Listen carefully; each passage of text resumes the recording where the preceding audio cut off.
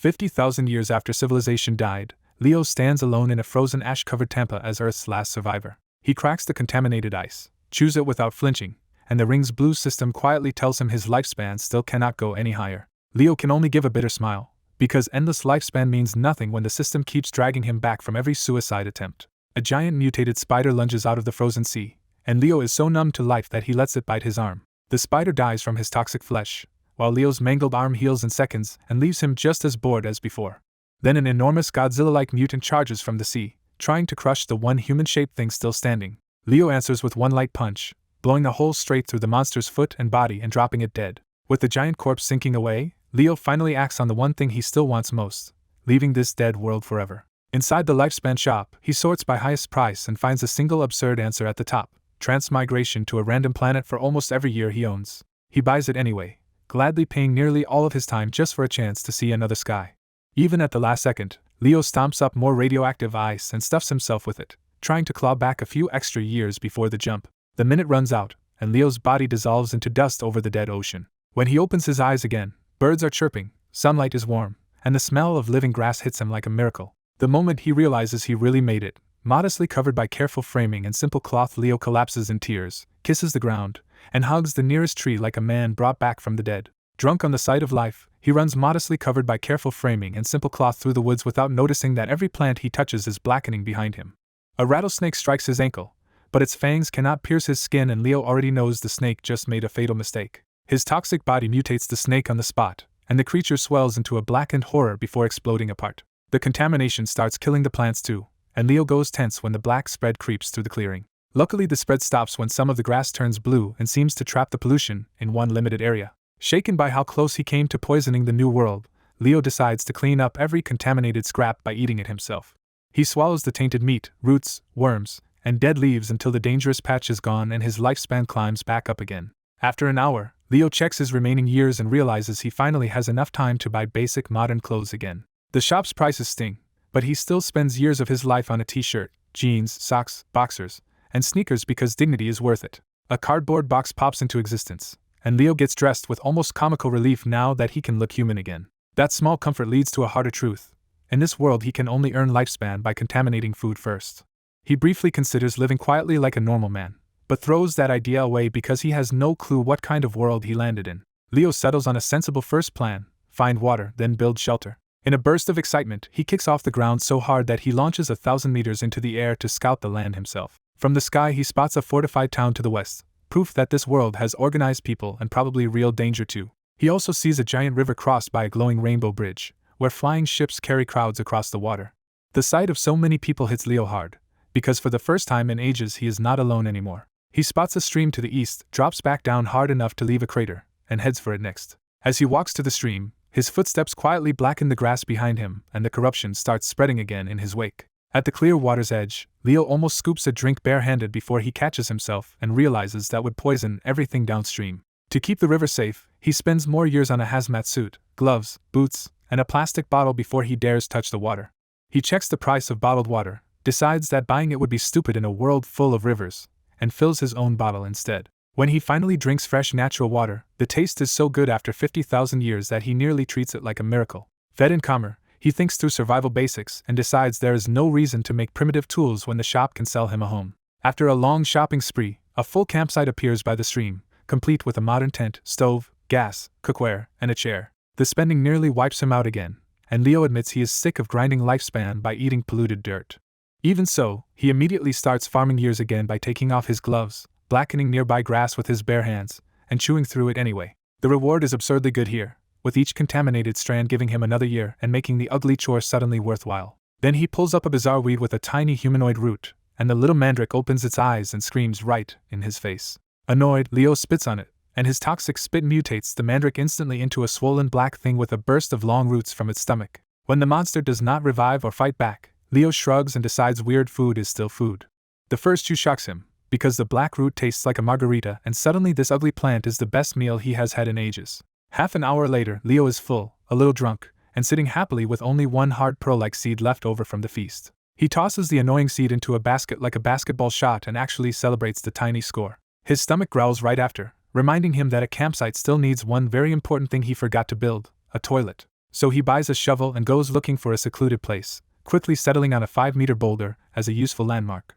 Up close, he notices one flat carved face on the rock covered in strange writing he cannot read, but he brushes off the mystery as none of his business. What matters more to him is that the bare ground nearby has no plants, which makes it perfect for a safe designated toilet zone. He tests the earth with one push of the shovel, drives straight through the hard ground by accident, and happily decides this spot will do just fine. By nightfall he has gone wildly overboard, turning the area around the sacred-looking boulder into rows of deep pits and emergency holes. Remembering the hard seed from dinner, he comes back and tosses it into one of the small holes as if planting future trash.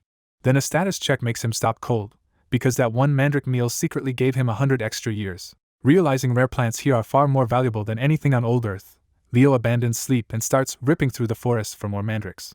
By sunrise he has huge piles of weeds and 2 fresh wriggling mandrakes, still alive because his gloves kept them from mutating too early. He takes off his helmet and spits on the hull, blackening the weeds and making both mandrakes scream before their bellies erupt into masses of roots. Delighted by the huge breakfast, Leo sits down to feast and starts noticing the strange blue glow that always contains the radiation around him.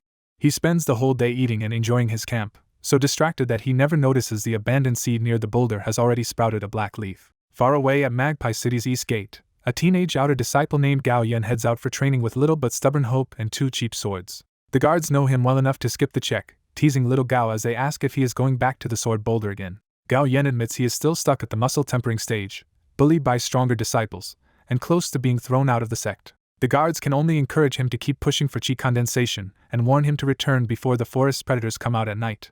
Gao Yan thanks them and leaps away through the trees, still chasing progress even if nobody expects much from him anymore. Left behind, the guards quietly pity the hardworking boy and wish heaven would hand him some lucky break before the sect gives up on him. 3 hours later, Gao Yan reaches his usual training spot at the lonely carved boulder and relaxes when he sees nobody else around. He comes here because the boulder is the original Sword Saint journal, even if richer sects now prefer cleaner copy texts and nobody bothers with the real thing anymore. Then his eyes drop to the ground and he freezes, because someone has dug huge pits and rows of little holes right in front of the Sword Saint's boulder.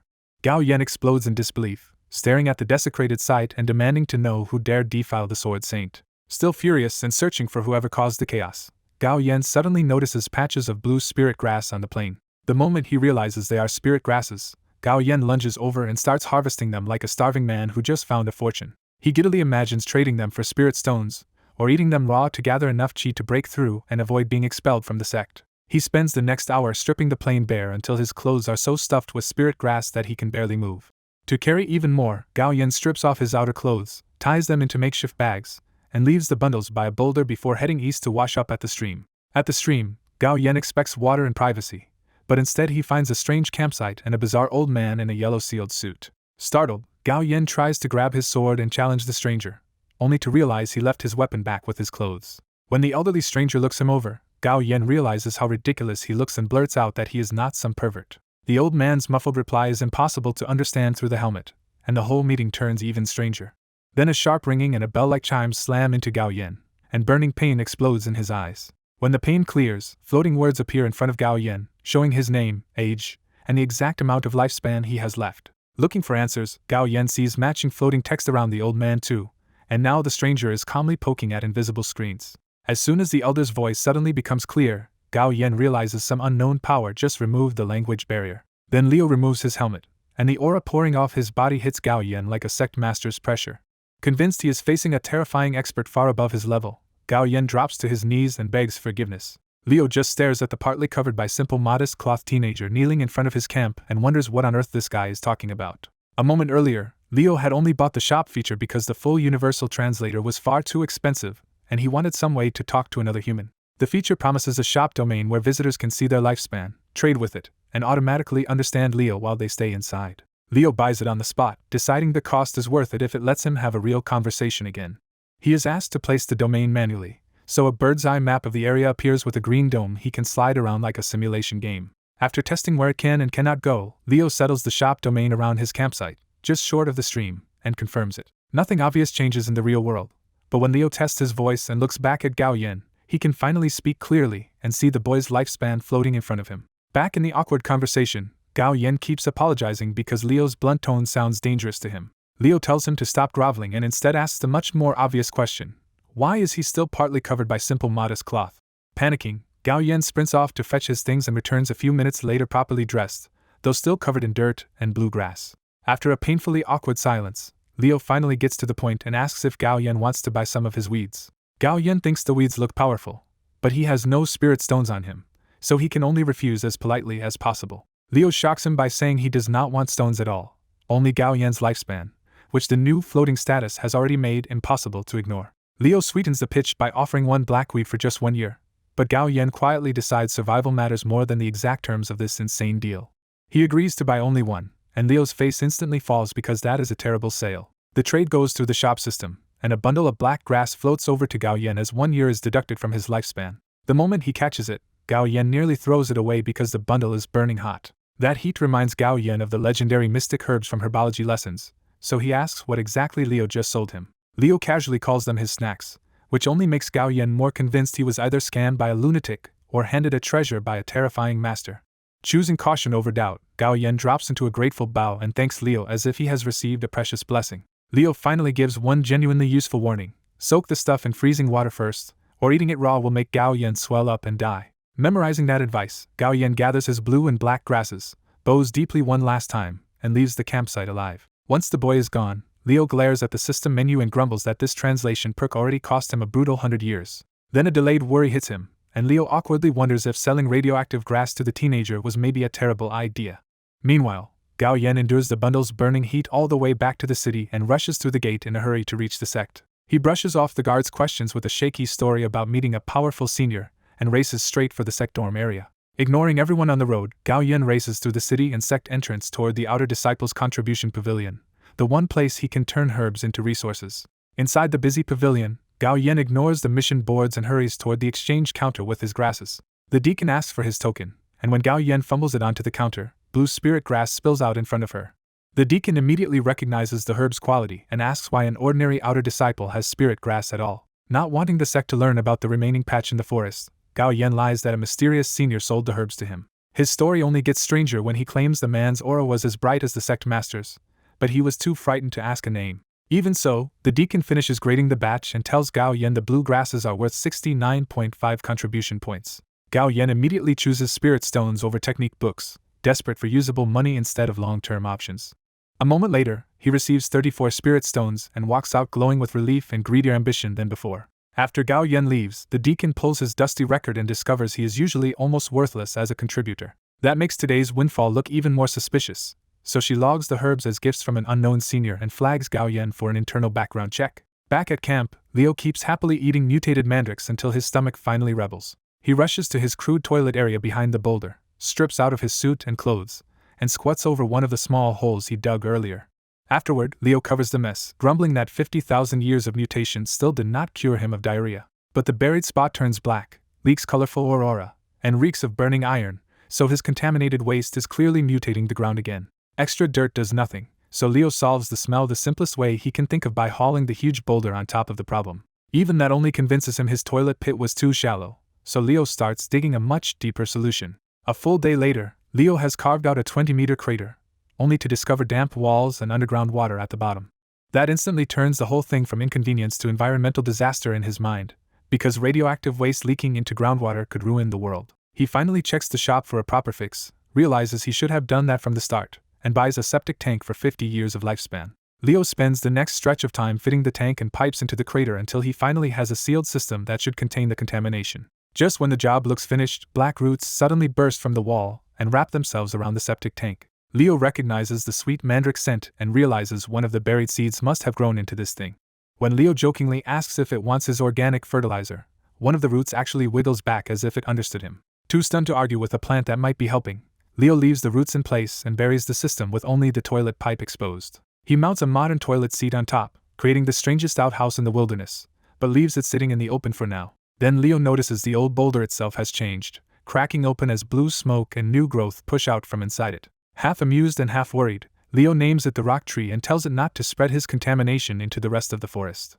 To Leo's disbelief, one branch wiggles like it understands him, and he is left staring at yet another impossible thing he somehow has to accept. After the boulder and septic tank mess, Leo retreats to his tent and simply sleeps the rest of the day away. When he wakes up late the next morning, Leo has a new problem. Now that survival is handled, he is painfully bored. To kill time, He opens the shop domain menu again and studies the bird's eye map of his camp. A hammer icon leads him into the building menu, and the domain view switches into a grid with usable land marked in green and blocked land in red.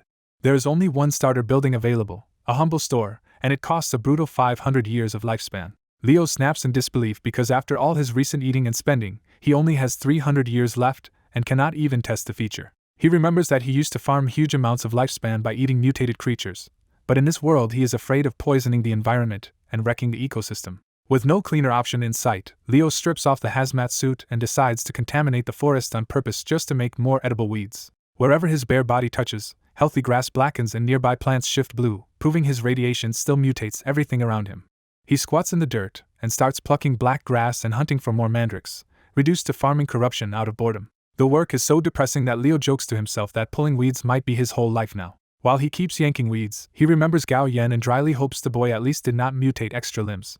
Elsewhere, Gao Yan has spent 3 days cooling the black grass in a huge borrowed cauldron, but the water keeps heating back up and the green glow is making him sick. Half delirious from the heat, Gao Yan goes back into the dorm and begs his roommates to watch the cauldron while he sleeps. His roommates laugh it off and demand payment, because no one expects stingy Gao Yan to spend real money on a chore. Gao Yan shocks them by tossing over a spirit stone and ordering them not to let the pot boil before he collapses onto bed. The roommates stare after him in disbelief, realizing he must be seriously ill if he is willing to spend a spirit stone this casually. When they finally check the cauldron, the green smoke and pressure feels so rich that they suspect it is high-grade spiritual chi. They peek inside, see the black grass at the bottom, and instantly get blasted by burning smoke that sears their eyes and noses. Their screaming draws more outer disciples, and anyone who looks into the pot gets the same painful reaction. The commotion brings over a deacon, and one glance at the glowing pot makes him realize this is not normal herb soup but spiritual chi and something far more precious. He reaches in with chi to pull the grass out, but the herb's aura repels him so hard that the backlash makes him cough blood. Now convinced the pot holds high-grade immortal grass, the deacon demands to know who dared boil it here. The roommates, still half-blinded, point to the dorm and admit that Gao Yan brought the grass and is sleeping inside. Everyone rushes into Gao Yan's room to drag him out, only to find him glowing in a vivid green breakthrough aura. The green glow tells them his true affinity is wood chi, a talent precious enough to make every swordsman and bully immediately back off. No one dares wake him, because ruining an alchemy-compatible breakthrough would make enemies of every alchemist in the sect. As more people cram into the room to watch, the front line starts forcing the crowd back out so Gao Yan's breakthrough will not be disturbed. The deacon pushes through to examine Gao Yan and realizes the breakthrough is real, but his body is overloaded and his meridians may burst.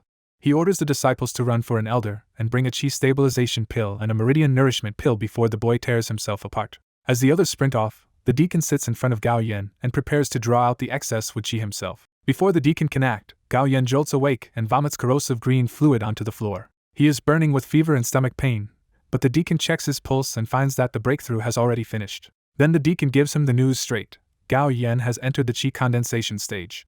For Gao Yan, that means everything, because reaching second stage means he is no longer a sect failure waiting to be expelled. Seeing how valuable his affinity is, the deacon promises him pills, pain relief, and a wood chi cultivation method from the treasure pavilion. Once the deacon leaves, Gao Yan pieces it together himself and realizes Leo's black grass really was a priceless immortal chance. Moved to tears, he decides that as soon as his cultivation stabilizes, he will go back and thank the elder who changed his life. Later that day, a deacon escorts Gao Yan to the alchemy department, and even the black grass cauldron is transferred with him to his new life.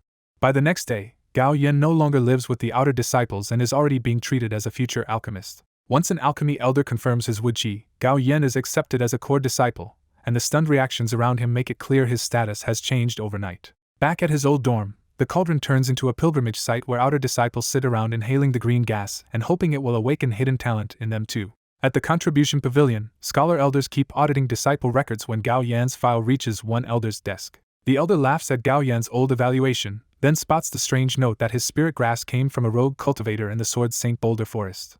Realizing Gao Yan's breakthrough may be tied to that unknown man, the elder writes an urgent comment and rings for a formal investigation. An inner disciple rushes in almost immediately, takes Gao Yan's file, and carries the case to the disciplinary department. The file reaches the sex-restricted disciplinary pagoda, where requests are delivered through a basket at the entrance and sent upward by chi. On the rooftop, disciplinary elder Han Meng is training with a formation of 100 flying swords when the record arrives. After reading the report, Han Meng links Gao Yan's awakening and the mysterious spirit grass to the same outsider and decides to investigate personally. He leaps from the pagoda roof and flies east toward the Sword St. Boulder Forest to meet this unknown cultivator himself. Meanwhile, Leo is still harvesting black grass when a dire wolf lunges from a bush and bites straight into the back of his neck. Leo ignores the bite completely, because all he cares about is that the basket is full of weeds and still has no mandrakes. He trudges back toward camp complaining that if this keeps up, he is going to turn into a cow from eating nothing but grass. The dire wolf convulses, swells, blackens, and dies from his radiation, turning from attacker into fresh meat. A little later at camp, Leo hangs the swollen wolf upside down, guts it neatly, and drains the blood into a container like this is normal routine now. He is actually pleased for once, because after all the weeds, dog meat at least sounds like a real meal. Just as he is about to skin the wolf, Leo spots someone flying overhead and looks up in surprise. Han Meng arrives expecting a rogue cultivator, but from the air he first sees the impossible changes around the boulder and realizes the whole area has been transformed. The more he looks, the worse it gets. Ordinary plants have become spirit vegetation, and clusters of blue plants are circling black toxic growths that leak heavy miasma. Then Han Meng spots the strange campsite by the stream and finally sees Leo below, the white-haired old man standing in his odd bulky yellow protective suit. The moment their eyes meet, Han Meng feels a chill and mistakes Leo's bizarre aura for the pressure of a soul formation expert on the same level as his sect master. His entire attitude flips at once, and Han Meng lands respectfully in front of Leo to apologize and introduce himself as a junior from the Life Sword sect. Even while speaking, Han Meng panics inside because he realizes he may already have been rude by questioning a much stronger senior too directly. Leo, meanwhile, is mostly amazed that real cultivators actually exist and scrambles to act like he belongs in this kind of world. So Leo quietly activates the shop domain, and Han Meng's lifespan suddenly appears in front of them both. Leo is stunned that this local man has more than 700 years left to live, while Han Meng is rattled to see his own lifespan exposed like a secret. Trying to sound mysterious, Leo calls himself a wandering vendor from another continent, and points Han Meng toward his mountain of black grass. Then Leo makes his pitch and greedily raises the price, offering a single blade of weed for 10 years of lifespan. Instead of haggling, Han Meng explodes in disbelief that the price is really that low. Before Leo can figure out the mistake, Han Meng eagerly asks to trade 500 years of lifespan for 50 blades on the spot. Han Meng is ecstatic when Leo prices the immortal grass at only 10 years of lifespan per blade, because to a cultivator this is absurdly cheap. Knowing how rare the grass is and how much lifespan and cultivation its pills can grant, Han Meng immediately asks to buy 50 blades. Leo freezes for a beat, then happily agrees and prepares to take 500 years from Han Meng's lifespan. Instead of backing off, Han Meng tries to buy even more, convinced he can still afford it. Han Meng's desperation makes Leo think he is dealing with a full-blown weed addict, and Leo decides not to let a customer kill himself on the product. Leo awkwardly warns him not to overdo it, rambling in strange slang about smoking too much weed and ruining his health. Han Meng cannot make sense of Leo's wording, so Leo drops the nonsense and simply asks what happens if he overdoses. That blunt warning snaps Han Meng out of his greed, and he realizes Leo is reminding him about pill poisoning and cultivation side effects. Ashamed of himself, Han Meng bows deeply and thanks Leo for pulling him back from greedy stupidity.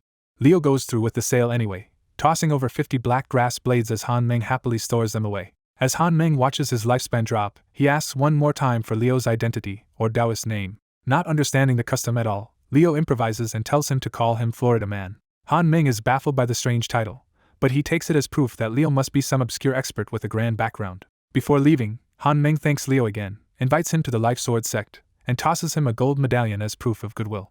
Han Meng leaps into the sky and disappears into the clouds, leaving Leo staring after him in envy. Once he is alone again, Leo checks his balance, and sees the sale has pushed his lifespan up to nearly 788 years. With enough years finally saved, Leo immediately spends 500 lifespan to buy a real building for his domain. A top-down build grid opens over the domain, and Leo starts dragging a 10 by 10 building footprint around the map. Because the forest is still cramped, Leo first moves his tent and belongings aside to clear space for the store. The chosen ground rises and flattens, and a wooden one-story cabin materializes where the campsite used to be. Up close, the building looks more like a dry old frontier cabin than a modern store, with only a blank roof sign hinting at its purpose. The system asks him to name the shop, and Leo instantly picks the title he has apparently been waiting his whole life to use. The sign lights up with the name "We Sell Weeds," glowing green over the front of the new cabin shop. As he circles the building, Leo likes the size but worries the place has no fence and will be easy to rob. That thought sends him into the shopping system looking for hardware, which quickly turns into a craving for guns. He spots an AR-15 and practically drools over it, only to discover the system wants 5,000 years of lifespan for one basic rifle. Leo explodes in frustration at the outrageous gun price, then spends a long while whining and sulking before he finally calms down. After cooling off, Leo accepts that he cannot live on grass alone and starts planning to turn whatever he can find into more sellable mutant weeds. He inspects the building properly and finds the back room is big enough to double as a bedroom. With that settled, Leo starts outfitting the place, buying a bed for himself and shelves to turn the cabin into a real store. Half a day later, Leo finishes decorating the shop with the layout of a butcher store. The west side is set for meat, but since the dire wolf still is not fully butchered, those freezers are empty for now. On the east side, he arranges the black grass neatly in fruit display fridges so customers can pick it like produce. Even with the furniture in place, Leo can tell the shop still lacks variety and feels unfinished. Then he hits a bigger problem. There is no electricity here, so every refrigerator he bought is useless. Worse, the black grass keeps heating the area, making the dead fridges feel like an even bigger waste of lifespan. When Leo slaps one of the refrigerators in irritation, the system suddenly offers an equipment upgrade. Curious, Leo checks the cost and learns a single refrigerator upgrade will eat 100 years of lifespan. A balance check makes it sting even more, because after all his spending, Leo has only about 238 years left with 10 cold storage units still sitting there.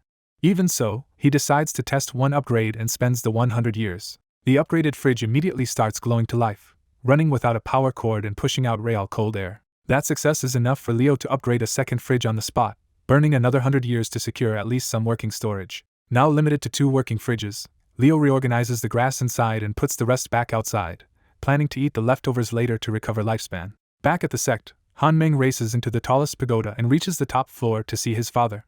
He bursts into the hall, lays out the 50 black grasses on the floor, and excitedly tells his father what he found. The bold Grand Elder opens his eyes, sees the pile, and is stunned by how many immortal grasses are sitting in front of him. Han Meng excitedly tells his father these herbs could be refined into elixirs worth at least 5,000 extra years of lifespan. To confirm it, the Grand Elder picks up a blade, sniffs it, and recognizes the high-quality grass as genuine. Once he confirms the grass is genuine, the Grand Elder orders Han Meng to contact Wu Bai at once and make elixir refinement the top priority. Then the Elder finally asks the real question: where did Han Meng get so many grasses before the secret realm even opens? Han Meng explains that a rogue expert sold them the herbs directly and even accepted lifespan as payment. The Elder worries his son got cheated until he hears the price was only 10 years per blade, and then his whole mood flips to relieved gratitude. To the Grand Elder, that absurd bargain means the mysterious expert must be showing their sect real goodwill. Father and son stop wasting time and head together for the alchemy department to see Wu Bai. Back at the forest shop, Leo force-feeds himself 40 blades of black grass to recover lifespan and gets a miserable result instead. When he checks again, Leo finds himself down to about 78 years, annoyed and surrounded by a stockpile of grass he does not want to keep eating. Then Leo remembers the half-processed dire wolf and decides real barbecue sounds much better than another mouthful of mutant weeds. He heads outside to inspect the hanging wolf carcass, still drained of blood and waiting to be skinned and butchered. Seeing the bin of blood and entrails, Leo thinks of the strange roots in his septic tank and wonders if the mutation near the boulder can use all this as fertilizer. He carries the waste back to the boulder and finds the whole area transformed with green vines, black flowers, and the same contaminated smell as the grass. Leo sets the bin down and casually asks the plant if it wants blood and wolf guts. The answer comes fast as one vine stretches into the bin and starts drinking blood, its green stem turning brown as it feeds. One black flower rapidly mutates into a chomping mouth with a long tongue and starts devouring the wolf intestines. Leo has seen mutations before, but watching a plant become this thing still leaves him staring in disbelief. Then the mutant flower ruins the horror movie mood by looking at him and meowing like a cat. Leo stares at the thing, asks whether it is a cat or a man-eating plant, and gets another meow for an answer. Accepting the ridiculous answer, Leo names the mutant cat on the spot. Cat finishes the whole bin almost instantly and leans in like it wants to lick Leo too. The creature stops itself at the last second after sensing something deadly on Leo's body, and Leo dryly notes that licking him would have killed it.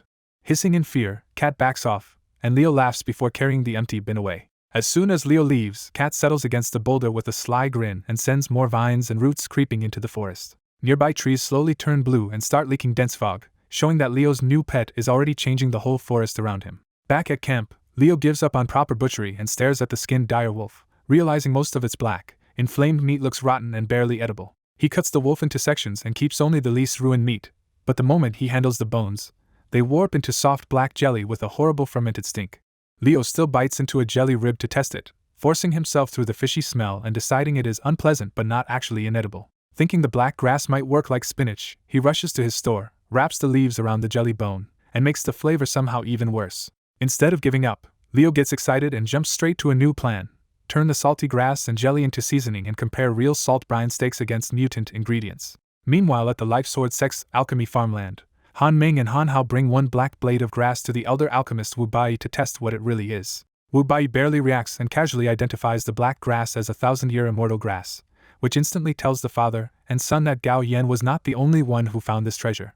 When Han Hao cautiously asks for maybe 5 pills, Wu Bai scoffs and says one leaf could help make around 20 high-value lifespan elixirs if the other ingredients are ready. That number hits them like a jackpot, because 20 pills from one leaf means their hidden stock of 50 grasses could turn into a fortune. Wu Bai sees right through them and presses Han Hao to stop lying, revealing that Gao Yan already brought him a whole bundle of the same immortal grass. Cornered by an old friend who knows his habits, Han Hao finally admits they have 50 grasses of the same quality. Wu Bai demands the full story, even threatening to leave the sect if they hide it, because he wants to know whether the source is the same rogue cultivator tied to Gao Yan.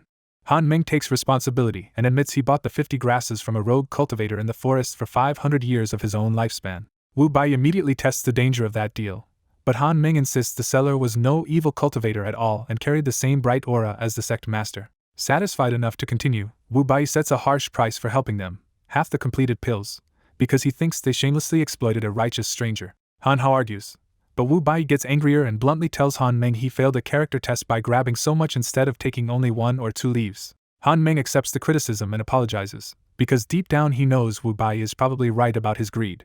When Wu Bai asks the mysterious seller's name, Han Ming can only say the man called himself Florida Man, which leaves all 3 cultivators baffled by what Florida even means. The joke stops there, because Wu Bai decides he will personally visit this rogue cultivator tomorrow to ask his questions directly, and see what other herbs the man might possess. Back at camp the next day, Leo finally gets to his meat experiment, and grills dire wolf steaks over charcoal, pairing the cookout with beer and a freshly bought ice machine. He checks the shop for real vegetables and nearly loses his mind when even basic produce and bread cost absurd amounts of lifespan, so he settles for seasonings instead. Ignoring distant wolf howls, Leo tastes the first cooked steak and discovers the mutated meat is actually delicious, like salmon with roasted lamb, and it even gives him back a year of lifespan from one bite.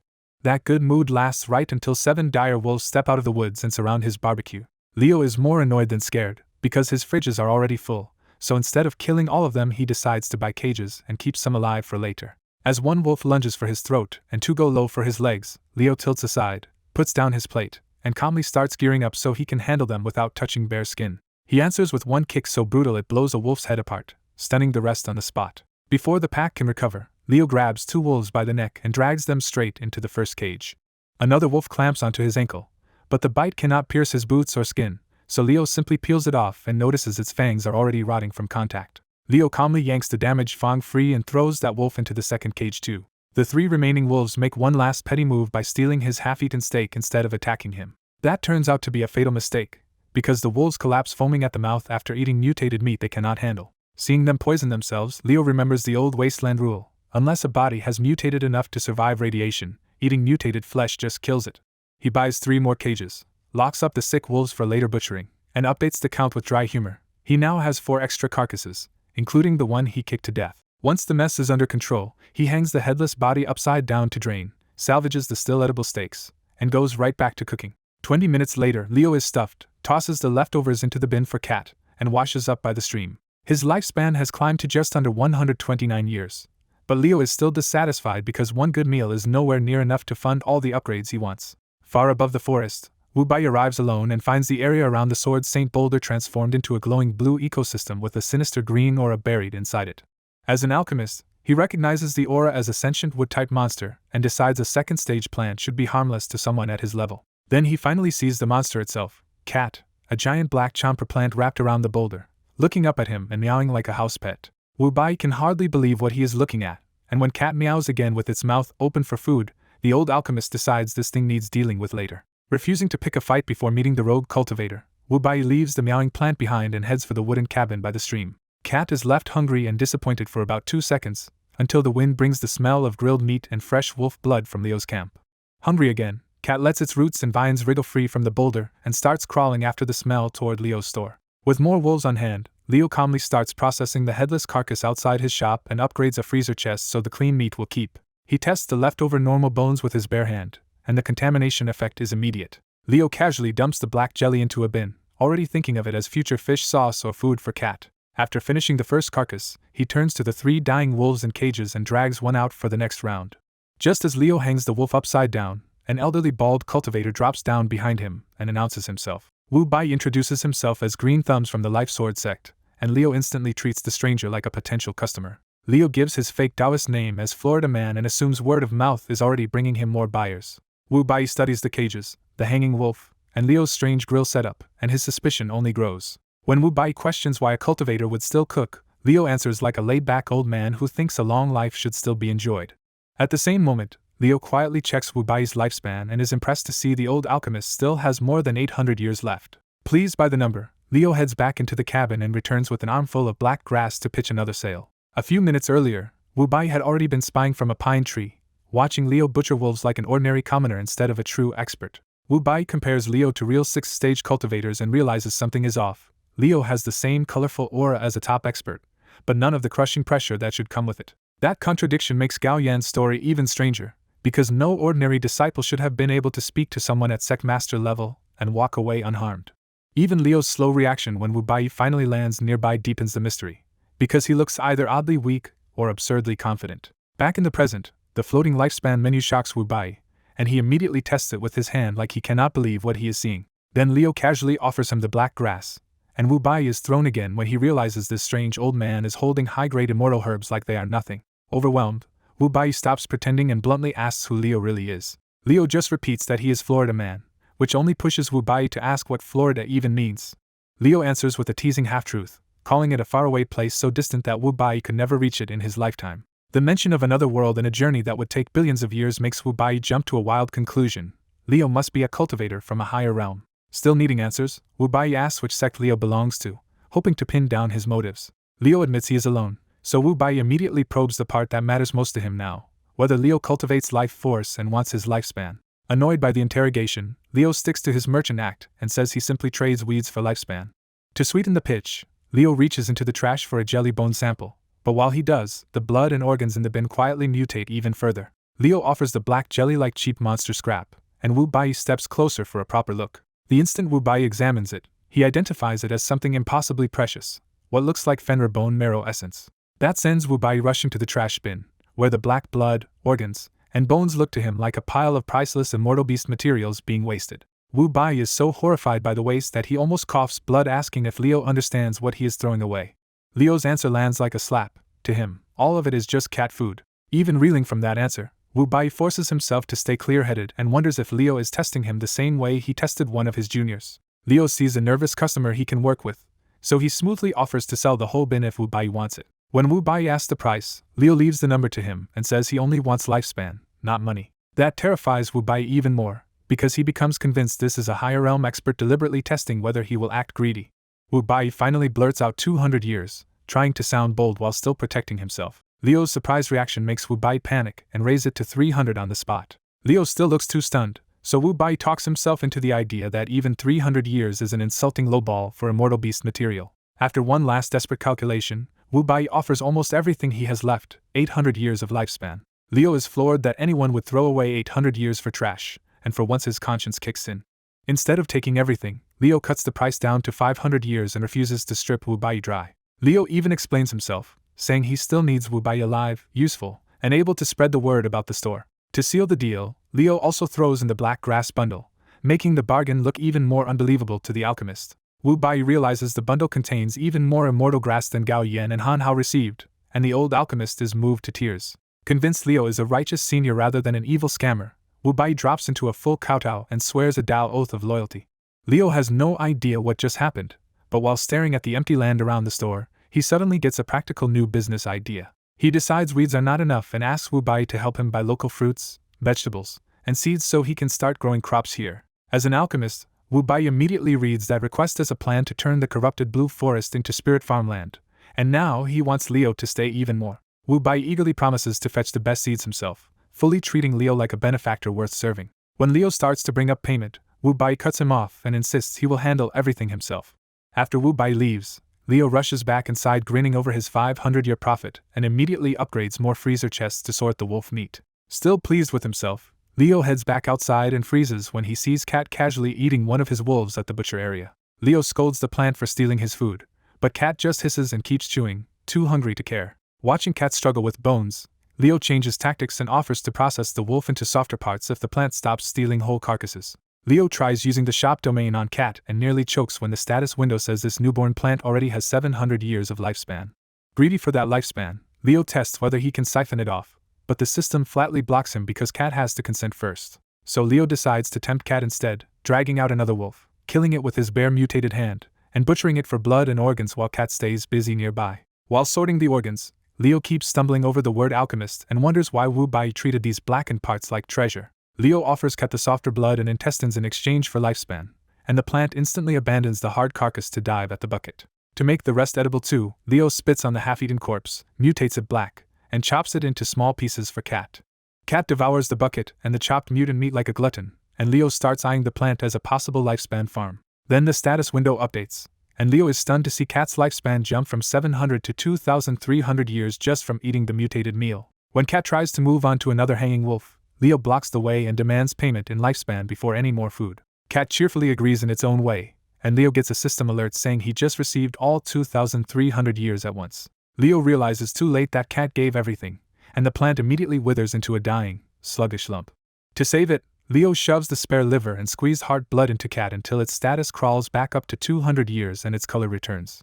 Relieved and exasperated, Leo tells the plant not to hand over everything again and decides on the spot that he is officially adopting it. The instant Cat licks his face, Leo remembers his own skin is radioactive and fears he just killed his new pet by touch. Leo braces for disaster, but a minute later Cat simply bumps him from behind and acts completely fine. Leo carefully touches Cat and confirms the impossible. The evolved chomper plant is now immune to his radiation. Cat keeps meowing, and somehow Leo starts understanding enough to realize the plant is basically calling him an idiot. After the chaos settles, Leo lets Cat root itself beside the store in the tainted soil and feeds it more mutant innards until its lifespan climbs to 1,500 years.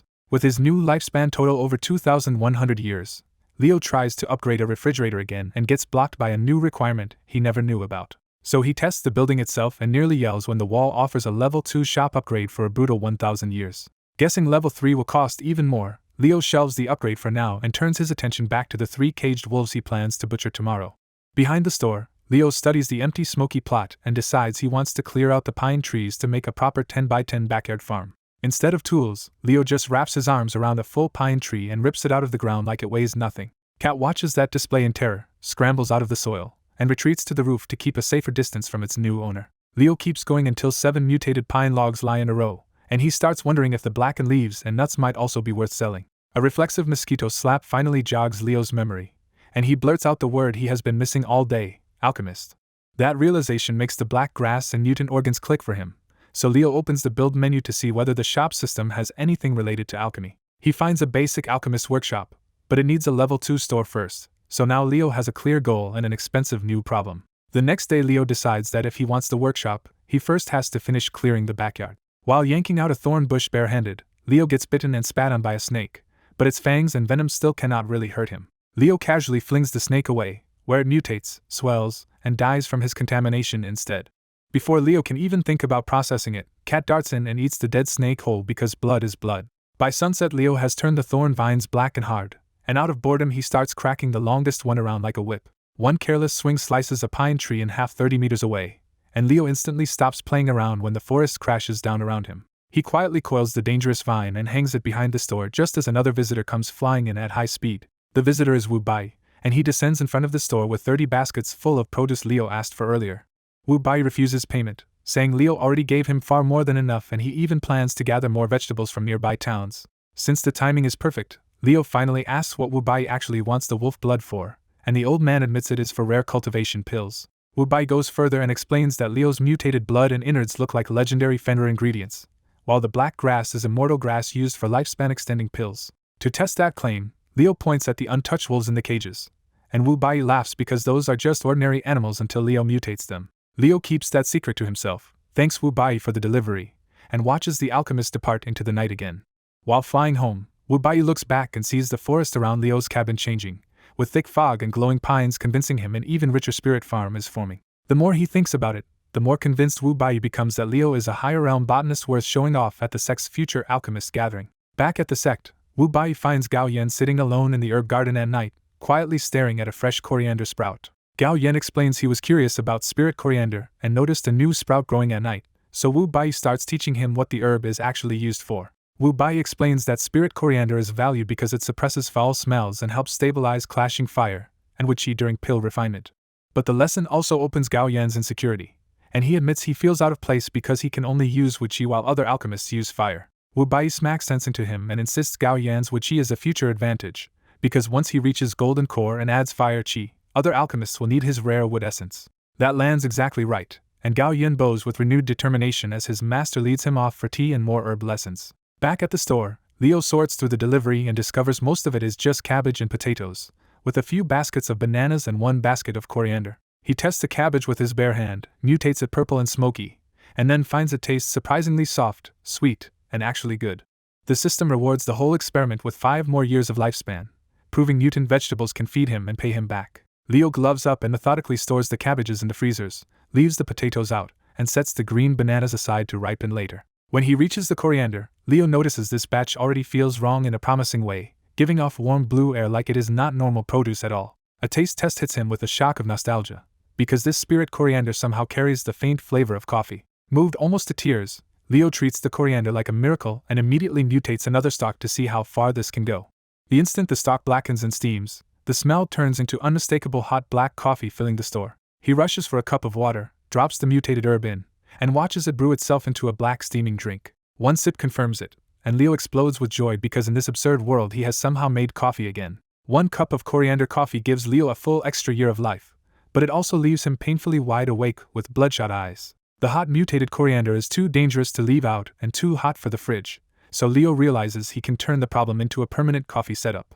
He buys glass pots and a table, sets them by the south window, and drops the stock into water to make a 4-liter glass coffee brewer. With his coffee problem solved, Leo decides the dark, bare store itself has to be upgraded next. The store jumps to level 2 in an instant, growing brighter and sturdier as fluorescent lights flicker on across the taller interior. The new lights are annoyingly loud and the air feels stale, so Leo throws open the doors and window to get some circulation. Outside, the moonless night is almost pitch black except for the eerie glow spilling from Leo's upgraded store. Leo catches the rooftop chomper plant coming alive at night and crawling off into the forest on its own. The cold damp air feels good to Leo, and since sleep is impossible anyway, he heads to the backyard and works through the entire night. By the time sunrise reaches the yard, Leo has cleared the space and is ready to place the workshop he stayed up making room for. He buys a basic alchemy workshop and carefully places it a short distance behind the store, leaving room for a path between them. A new wooden workshop rises from the ground, and its open patio centers on a huge black cauldron that immediately draws Leo Indiana. The moment Leo touches the cauldron with his bare hand, the workshop wakes up and reveals its alchemy menu. Ignoring the expensive upgrade for now, Leo tests the workshop by feeding it a raw pine nut from the fallen iron pine trees out back. 10 seconds later, the system identifies it as an iron pine nut and hands Leo his first real pill recipe. The recipe mentions an iron element catalyst, and Leo is immediately stuck on what that even means. On a hunch, he researches the pine leaves too, and this time the system tells him they are exactly the catalyst he needed. Now that he understands the combination, Leo quickly gears up with rubber gloves and starts hauling ingredients for a real batch. He loads the nut, leaves, and potato into the cauldron and opens pill making, expecting the rest to be easy. The process stops cold when the cauldron demands fire chi, a term Leo has absolutely no clue how to satisfy. Since he does not know what fire chi is, Leo tries the most practical answer he can think of and brings over a burning lump of coal. The workshop rejects the coal as useless and literally spits it back onto Leo's head, leaving him more annoyed than hurt. Leo yanks off his gloves, grabs the burning coal barehanded, spits out the flame, and angrily throws the lump into the fireplace under the cauldron. That accidental move triggers the real answer, and the system suddenly offers to replace fire chi with 5 kinds of elemental essence instead. Looking at the spat on coal and its strange metallic smell, Leo realizes with disbelief that his own spit may count as essence. Elsewhere that morning in the Life Sword sect, Gao Yen studies Wu Bai's alchemy guide and tries to make sense of how the elements interact. The strange terms still confuse him, but once he finds the glossary and Wu Bai's annotations, alchemy starts to feel broader and far more ambitious than he imagined. Wu Bai's note about mastering more elements and chasing the legendary 5 essences fires Gao Yen up to cultivate harder than ever. He sits down to meditate beside a water pot holding a blade of immortal grass, letting the warm wood chi filling the room sink into his body. Back at the workshop, Leo decides he understands none of this anyway and just hits confirm to see what happens. The cauldron seals itself with a metal lid, turns white, and starts a refining timer that says this batch will take nearly a full hour. Leo refuses to waste that much time standing around, so he carries the extra ingredients back and snacks on a raw pine nut instead. The nut tastes like blood, but the instant lifespan reward makes Leo realize each one is worth a whole year by itself. That discovery sends him racing back to the fallen trees with an empty container, eager to gather as many lifespan-rich nuts as he can. When the hour finally passes, Leo returns to the workshop and finds 30 colorful pills floating over the cauldron. The workshop lists the batch results, and Leo learns he somehow produced mixed grain pills of several elements, poison pills, and even one elixir pill. As he reads the effects, Leo realizes this shabby workshop just turned one potato and one mutated nut into a ridiculous pile of lifespan and cultivation boosts. He also notices most of the pills are only inferior grade, which makes him suspect the workshop level controls quality. Even with a lot he still does not understand about cultivation, Leo quickly gathers the pills and starts eyeing them like he wants to taste one right away. Leo tests a water grain pill first, and the moment it melts on his tongue, icy breath rolls out as the system gives him 1 year of lifespan back. The cold energy spreads through his body so strongly that Leo chases it with a fire pill, only to discover the pills are filling enough to shut his stomach down. Since he cannot eat anymore, Leo buries himself in work, sorting the pills into containers and feeding another batch into the workshop to refine automatically. Half a day later, 12 batches leave him with a small fortune in grain pills, and Leo can only glare at the stash because his bloated stomach still will not let him recover his lifespan. After brooding at the display windows, Leo admits he needs real customers now and decides to open the store properly instead of waiting on himself to eat the stock. He spends more lifespan on transparent containers, lines the grain pills up like premium goods, and moves the potatoes and mutated coriander into the workshop so he can keep them for alchemy. Then Leo experiments on the remaining produce, turning a cabbage purple as usual and aging a banana instantly with a single bare touch. When he forces the tough peel open, the banana shines gold inside, and Leo realizes he has barely researched any of the bizarre produce he has been making. Once the current pill batch finishes, Leo switches the workshop into research mode and throws in a whole blade of black grass first. The result shocks him. The black grass is really immortal grass, a core ingredient for longevity and even a pill of youth. But the recipes demand absurd materials he cannot dream of collecting yet. Next he researches the mutated cabbage, and the system labels it a poisonous cabbage of extreme mean from a demonic realm, which Leo flatly refuses to believe after tasting one himself. The gold banana finally gives him a winner, revealing itself as a golden sand banana, a top-tier-earth catalyst that can massively improve pill quality and output. He immediately starts mass-converting bananas and cabbages, stockpiles a basket of the special ones in the workshop, and puts the rest out in the store with price tags, eager for Wu Bai to come spread the word. Before anyone else arrives, the chomper plant comes home yowling for food and wedges its big cat-like head in the doorway while its roots snake inside around Leo's leg. Leo tosses it some regular cabbages, but the glutton plant raids the display and freezer on its own and gulps down the poisonous purple cabbages too before he can stop it. Leo braces for disaster, but the plant only looks confused, picks its teeth with a thorn, and swaggers off to nap like it just had a perfect snack. Watching the unharmed plant snore by the shop, Leo finally decides this weird thing needs testing, so he cuts off a bit of root and carries it to the cauldron. The next morning, the answer is sitting right in front of him. The chomper is effectively an infant demon dryad, which explains why poison cabbage never bothered it at all. Leo cannot get over the fact that his demon dryad looks like a goofy pet instead of a seductive forest spirit, and the creature only wakes up enough to lick his face like a happy dog. He gives the plant a breakfast of mutated cabbages, but his own stomach is still too full, so he goes back to refining pills and muttering himself into a ridiculous theory about what counts as eating fluid. With the workshop running on autopilot again, Leo turns to the iron pine logs and wonders whether his own contaminated strength can do what modern tools cannot. The answer is yes. One karate chop splits the iron pine, and yellow smoke leaks from Leo's skin as he stares at his own bizarre power and silence. He spends hours stripping the first log by hand until his fingers ache, uncovering a beautiful white interior hidden under the black bark and proving the wood is as tough as metal. Curious again, Leo researches a piece of iron pine bark and learns it can work as a metal catalyst, or even be smelted into ingots. That sends him to the build list, where he finds a blacksmith workshop option and immediately hits the same wall as always. It is locked behind a higher store level and another huge lifespan cost. With no customers and no way to spend his stock on himself, Leo can only keep tidying the yard, peeling more logs, and stacking materials while he waits. Another day passes, his stomach finally settles, and Leo rushes straight to the wolf cages to cash in the livestock he has been saving. He slaughters and mutates the starving wolves for meat and materials, keeping blood, bones, skin, and organs for alchemy while tossing some leftovers to Cat to refill the plant's lifespan too. By noon the work is done, and after eating a real steak again, Leo decides grain pills are efficient but miserable food and swears them off for himself. While washing up, Leo hears movement overhead and looks up to find 5 white-robed young cultivators perched on the iron pine trees, staring at him like he is some kind of spectacle. Leo cheerfully invites them down to talk, but the whole group panics and flees west toward Magpie City instead of taking the chance to meet him. Since even those visitors ran off, Leo goes back to the workshop and starts researching the wolf materials one by one to see what he has really been harvesting. The answers are wild. His mutated wolves count as Fenrir materials, with the skin suited for armor and the marrow tied to a powerful bone reconstruction pill. The discoveries keep escalating as the Fenrir heart, liver, and intestine turn out to be elite pill ingredients and near-universal catalysts for poison, healing, and antidote recipes. Then the key detail clicks into place when Fenrir blood is confirmed as a substitute for ink-type liquid ingredients, which suddenly makes Leo's poison cabbage recipe doable.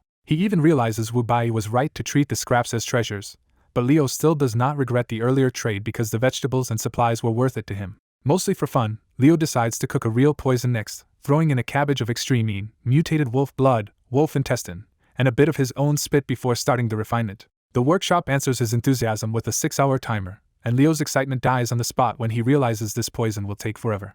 He grumpily puts the leftover wolf ingredients back in cold storage, plants himself in front of the cauldron, and loses all motivation to do anything useful. Then boredom wins completely, and Leo suddenly jumps up beside the cauldron to sing and dance to Never Gonna Give You Up while the poison keeps brewing. Back at the Life Sword sect, the outer disciples who saw Leo gossip in fear, convinced Gao Yan only got special treatment because his physique caught a mysterious senior's eye. Even so, they still rushed to report what they found, because contribution points could decide who gets a chance at the next Mystic Realm 3 weeks away. In the alchemy department, the weekly workshop is serious business, because any trainee picked to lecture can be publicly torn apart if the lesson is weak.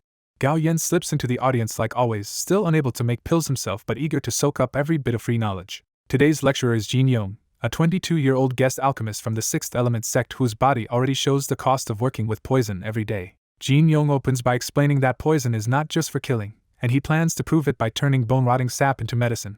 That catches Gao Yan immediately, because the poison element is something he has never even seen mentioned in ordinary cultivation books. The lecture runs for 4 hours, and Jin Yong finishes relieved and pleased after winning praise instead of getting torn apart by the room. Late that night, still in a good mood, Jin Yong leaves Magpie City and wanders into the eastern forest just to clear his head. On the way, he remembers the rumor about a hidden senior in this forest, the same one tied to Gao Yan's sudden rise and Wu Bai taking him in. Curiosity wins, and the Foundation establishment alchemist starts leaping deeper through the treetops to see whether the rumor is real. Soon he reaches a bank of dense fog, and instead of backing off, he enters with the confidence of someone who thinks his cultivation can handle it. Inside the fog, his vision shrinks to a few meters, and he realizes the pine trees themselves are glowing blue. Now fully interested, Jin Yong quietly pockets a few strange pine nuts for later study and keeps following the anomaly inward. After 10 more minutes, 2 lights emerge through the mist, and the brighter one turns out to be a large cabin blazing with unnatural orange light. The light itself stuns him, because he has never seen any lamp or tool that can shine this brightly through the forest. Peering through the glass, he first notices the strange long bulbs overhead and a table lined with transparent containers full of colorful pills. That only makes him more restless, because he can see the pills but cannot smell them through the window to figure out what they are. When he steps back and reads the glowing sign, the place somehow looks even crazier. It says we sell weed. Still, the sign also means this might be a real shop, so Jin Yong tests the door and walks straight in. Inside, the store looks like daylight trapped in a cabin, with glass containers, bright refrigeration, and cold air spilling from machines he cannot begin to understand. The showcase refrigerator hits him hardest, because it is packed with black grass, blue coriander, purple cabbages, and golden bananas all leaking rich elemental chi. He blurts out the obvious conclusion to himself. This place feels less like a cabin and more like an immortal herb pavilion.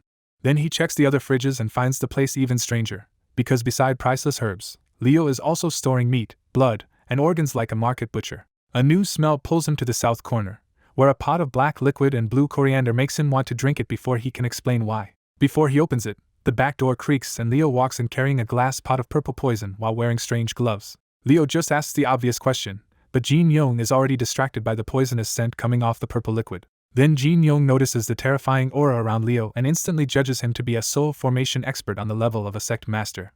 The chemist drops to his knees on the spot and begs forgiveness for intruding into the senior's home. Leo can only wonder, not for the first time, why every cultivator seems to panic and overreact the second they meet him. A few minutes earlier, Leo had only been collecting the finished purple poison into a glass pot when he heard the front door and rushed over for what he hoped was a customer. Back in the present, Leo decides the awkward kneeling is still better than no business, so he checks Jin Yong's lifespan through the shop domain. Not wanting to reveal too much, Leo casually asks whether Jin Yong already has a Taoist name. Jin Yong explains he is only at the first rank of Foundation establishment, nowhere near good enough to have earned one yet. When Leo asks why he came, Jin Yong quickly says he only followed the rumor here to pay respects and meant no offense. That answer immediately improves Leo's mood, because his rumor-based marketing is finally bringing in customers. Jin Yong finally asks the question that matters: can he buy some of the precious herbs here? But his eyes keep drifting back to the purple poison instead of the herbs, and Leo catches that right away. So Leo opens the pill containers instead and shows him the grain pills, asking whether that is what he really wants. The moment Jin Yong senses elemental chi from those pills, especially poison chi, his composure starts to crack. For a low-ranked alchemist like him, these pills are more valuable than money, because elemental resources usually only come from rare mystic realm slots he may never get. Jin Yong points straight at the purple pills and asks the price with obvious urgency. Leo introduces the store rule by pointing to Jin Yong's lifespan window and saying the cost is 3 years of life per pill. Leo immediately worries he priced his trash too high, but Jin Yong hears the exact opposite and nearly explodes in disbelief at how cheap that sounds. Then Jin Yong shocks Leo right back by demanding every poison pill in the store. Leo double-checks that Jin Yong understands the bill will be 75 years of lifespan for the full batch. Jin Yong does understand, and he still insists the chance to power up before the Mystic Realm selection is worth far more than those lost years. Leo still warns him that every poison grain pill also shaves off another year when eaten, turning the true cost into a brutal 100 years total. That warning only hardens Jin Yong's resolve, because he would gladly burn a century of life if it lets him seize this chance. Leo's guilt loses to his inner businessman, and he opens the containers so Jin Yong can collect all 25 poison pills himself. As the trade completes, Jin Yong's lifespan drops by 75 years right in front of them. Even after buying everything, Jin Yong cannot let go of the purple liquid and asks what that poison water actually is. Leo admits it is an incomplete poison potion that boosts poison chi and resistance, but comes with a nasty chance of causing gastritis.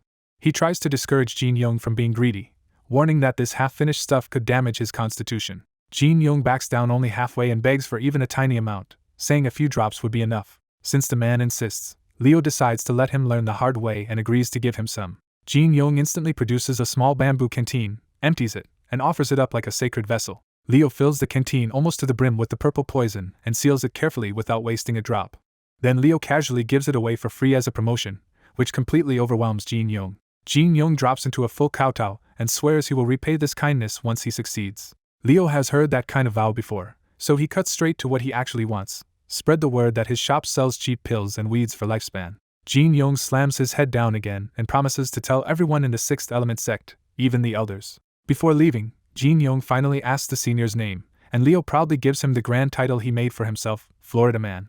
Jin Yong leaves the cabin carrying both poison pills and the gifted canteen, already convinced this windfall can launch him from first rank to at least 5th rank foundation establishment. As he disappears into the forest laughing, Jin Yong swears he will come back to Senior Florida Man's store again. After Jin Yong leaves, Leo checks Cat's status and sees the greedy plant has already stretched its lifespan to 700 years by eating mutated scraps outside. Leo sets a pot of purple poison soup in front of Cat and tests his theory, asking if the poison-proof little monster can drink it. One sniff is enough for Cat to light up with joy, and it plunges a mass of roots into the pot to suck the poison soup dry in seconds. When Leo checks again, Cat jumps to 1,200 years of lifespan, and Leo realizes the refined soup works far better than feeding raw blood and organs. Leo explains he can only make one more batch because wolf blood and intestines are running low, and Cat immediately droops in disappointed silence. Then Leo dangles a deal in front of it. If Cat brings him live prey, especially wolves, he will turn them into better fertilizer and more purple soup. Fully fired up, Cat uproots itself and sprints into the dark forest, leaving Leo laughing at the sight of a plant running like a chimp. With Cat gone, Leo cleans the pot, cooks the last batch through the night, and turns into wait for morning. The next morning, Leo wakes to a finished liter of lesserine poison potion and transfers the whole fresh batch into his usual glass pot. He casually hoists the massive cauldron with one hand, a quiet reminder that his body is becoming monstrously strong. Leo carries the fresh poison pot back into the store and tucks it safely in a corner away from the fridges and display windows. A loud scraping outside pulls Leo to the window, and he sees Cat dragging back a living monster wolf far bigger and nastier than any dire wolf he expected. Up close, the catch is a crippled giant emerald wolf with 3 eyes, 2 stacked jaws, poisonous green mist, and branch-like tails, while Cat itself is scratched up and barely standing. Seeing Cat in such rough shape, Leo rushes out with the new soup and lets the exhausted plant gulp it down on the spot. Leo scolds Cat for nearly getting itself killed over exotic prey, but the soup closes its wounds fast enough to calm him down. Once Cat is stable, Leo walks straight up to the giant wolf, and the wounded beast still tries to rise and snarl at him. The wolf lunges with both jaws at once, catching Leo's hand and head, and Cat screams because it looks like its master just got crushed. But Leo calmly pats Cat and tells it to worry about breakfast instead, because the only bones breaking here are the wolf's own fangs. Leo spits into the monster's throat, shoves himself free without a scratch, and casually gives the wolf 10 seconds to live. The poison takes over instantly as the wolf spasms, turns purple, and dies messily, and Cat happily dives straight into the foul waste pouring out of it. Trying not to gag after remembering Cat has licked his face before, Leo inspects the corpse and starts planning how to butcher something this huge. His normal skinning knife snaps against the monster's belly, so Leo decides his own fingernail is the better blade. That works too well, because the moment his nail pierces the belly, a blast of yellow rotten goo erupts all over him instead of blood. One accidental sniff tells Leo the stench is unbearable, and he tears off his filthy clothes and runs for the workshop to wash it off immediately. Leo uses the workshop cauldron like a bathtub and scrubs with fresh water, then climbs out still furious that the stench has not fully left him. When Leo looks back at the filthy bathwater, the boiling yellow sludge gives off black miasma and eerie wailing like something cursed. To get rid of it, Leo shoves the whole mess into the workshop's research function, hoping the system will just make it disappear. Instead of trash, the system proudly identifies the slime as Emerald Wolf's tear, a rare enhancer that can even be diluted into yin fluid. Leo stares for a long beat, then explodes in outrage because the treasure the system found still looks and smells like pure infected pus to him. Meanwhile, Cat is having the time of its life outside, happily slurping down the rest of the yellow goo Leo found revolting. Leo finally buys soap and a real bathtub with his lifespan, scrubs himself for half an hour, and dumps the dirty water away before going back to work. This time he returns to the carcass in a hazmat suit, clearly not trusting the giant wolf's fluids to play fair again. He finds Cat licking the giant wolf's belly nearly clean, and after all that goo, the plant now looks glossy, healthier, and visibly changed. Leo stops Cat from drinking the rest, warning that this yellow goo is exactly what he needs to make more purple juice for it.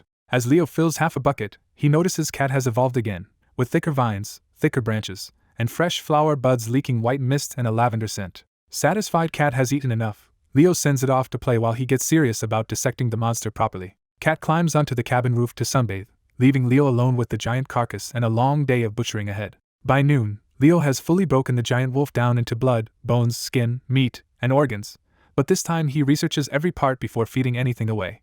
The workshop instantly rejects the intestines as something he has already researched, and Leo realizes the system thinks this monster's guts are the same as the earlier wolves. When blood, liver, meat, skin, and heart all get flagged the same way, Leo gets more and more annoyed that this giant beast still counts as just another Fenrir. Only when Leo throws one emerald eye into the cauldron does the system finally accept it, and reveal a new recipe for a prosthetic eye of Fenrir. Reading the recipe, Leo quickly realizes he already has almost every ingredient, and the only missing wood catalyst turns out to be a piece of Cat's own root.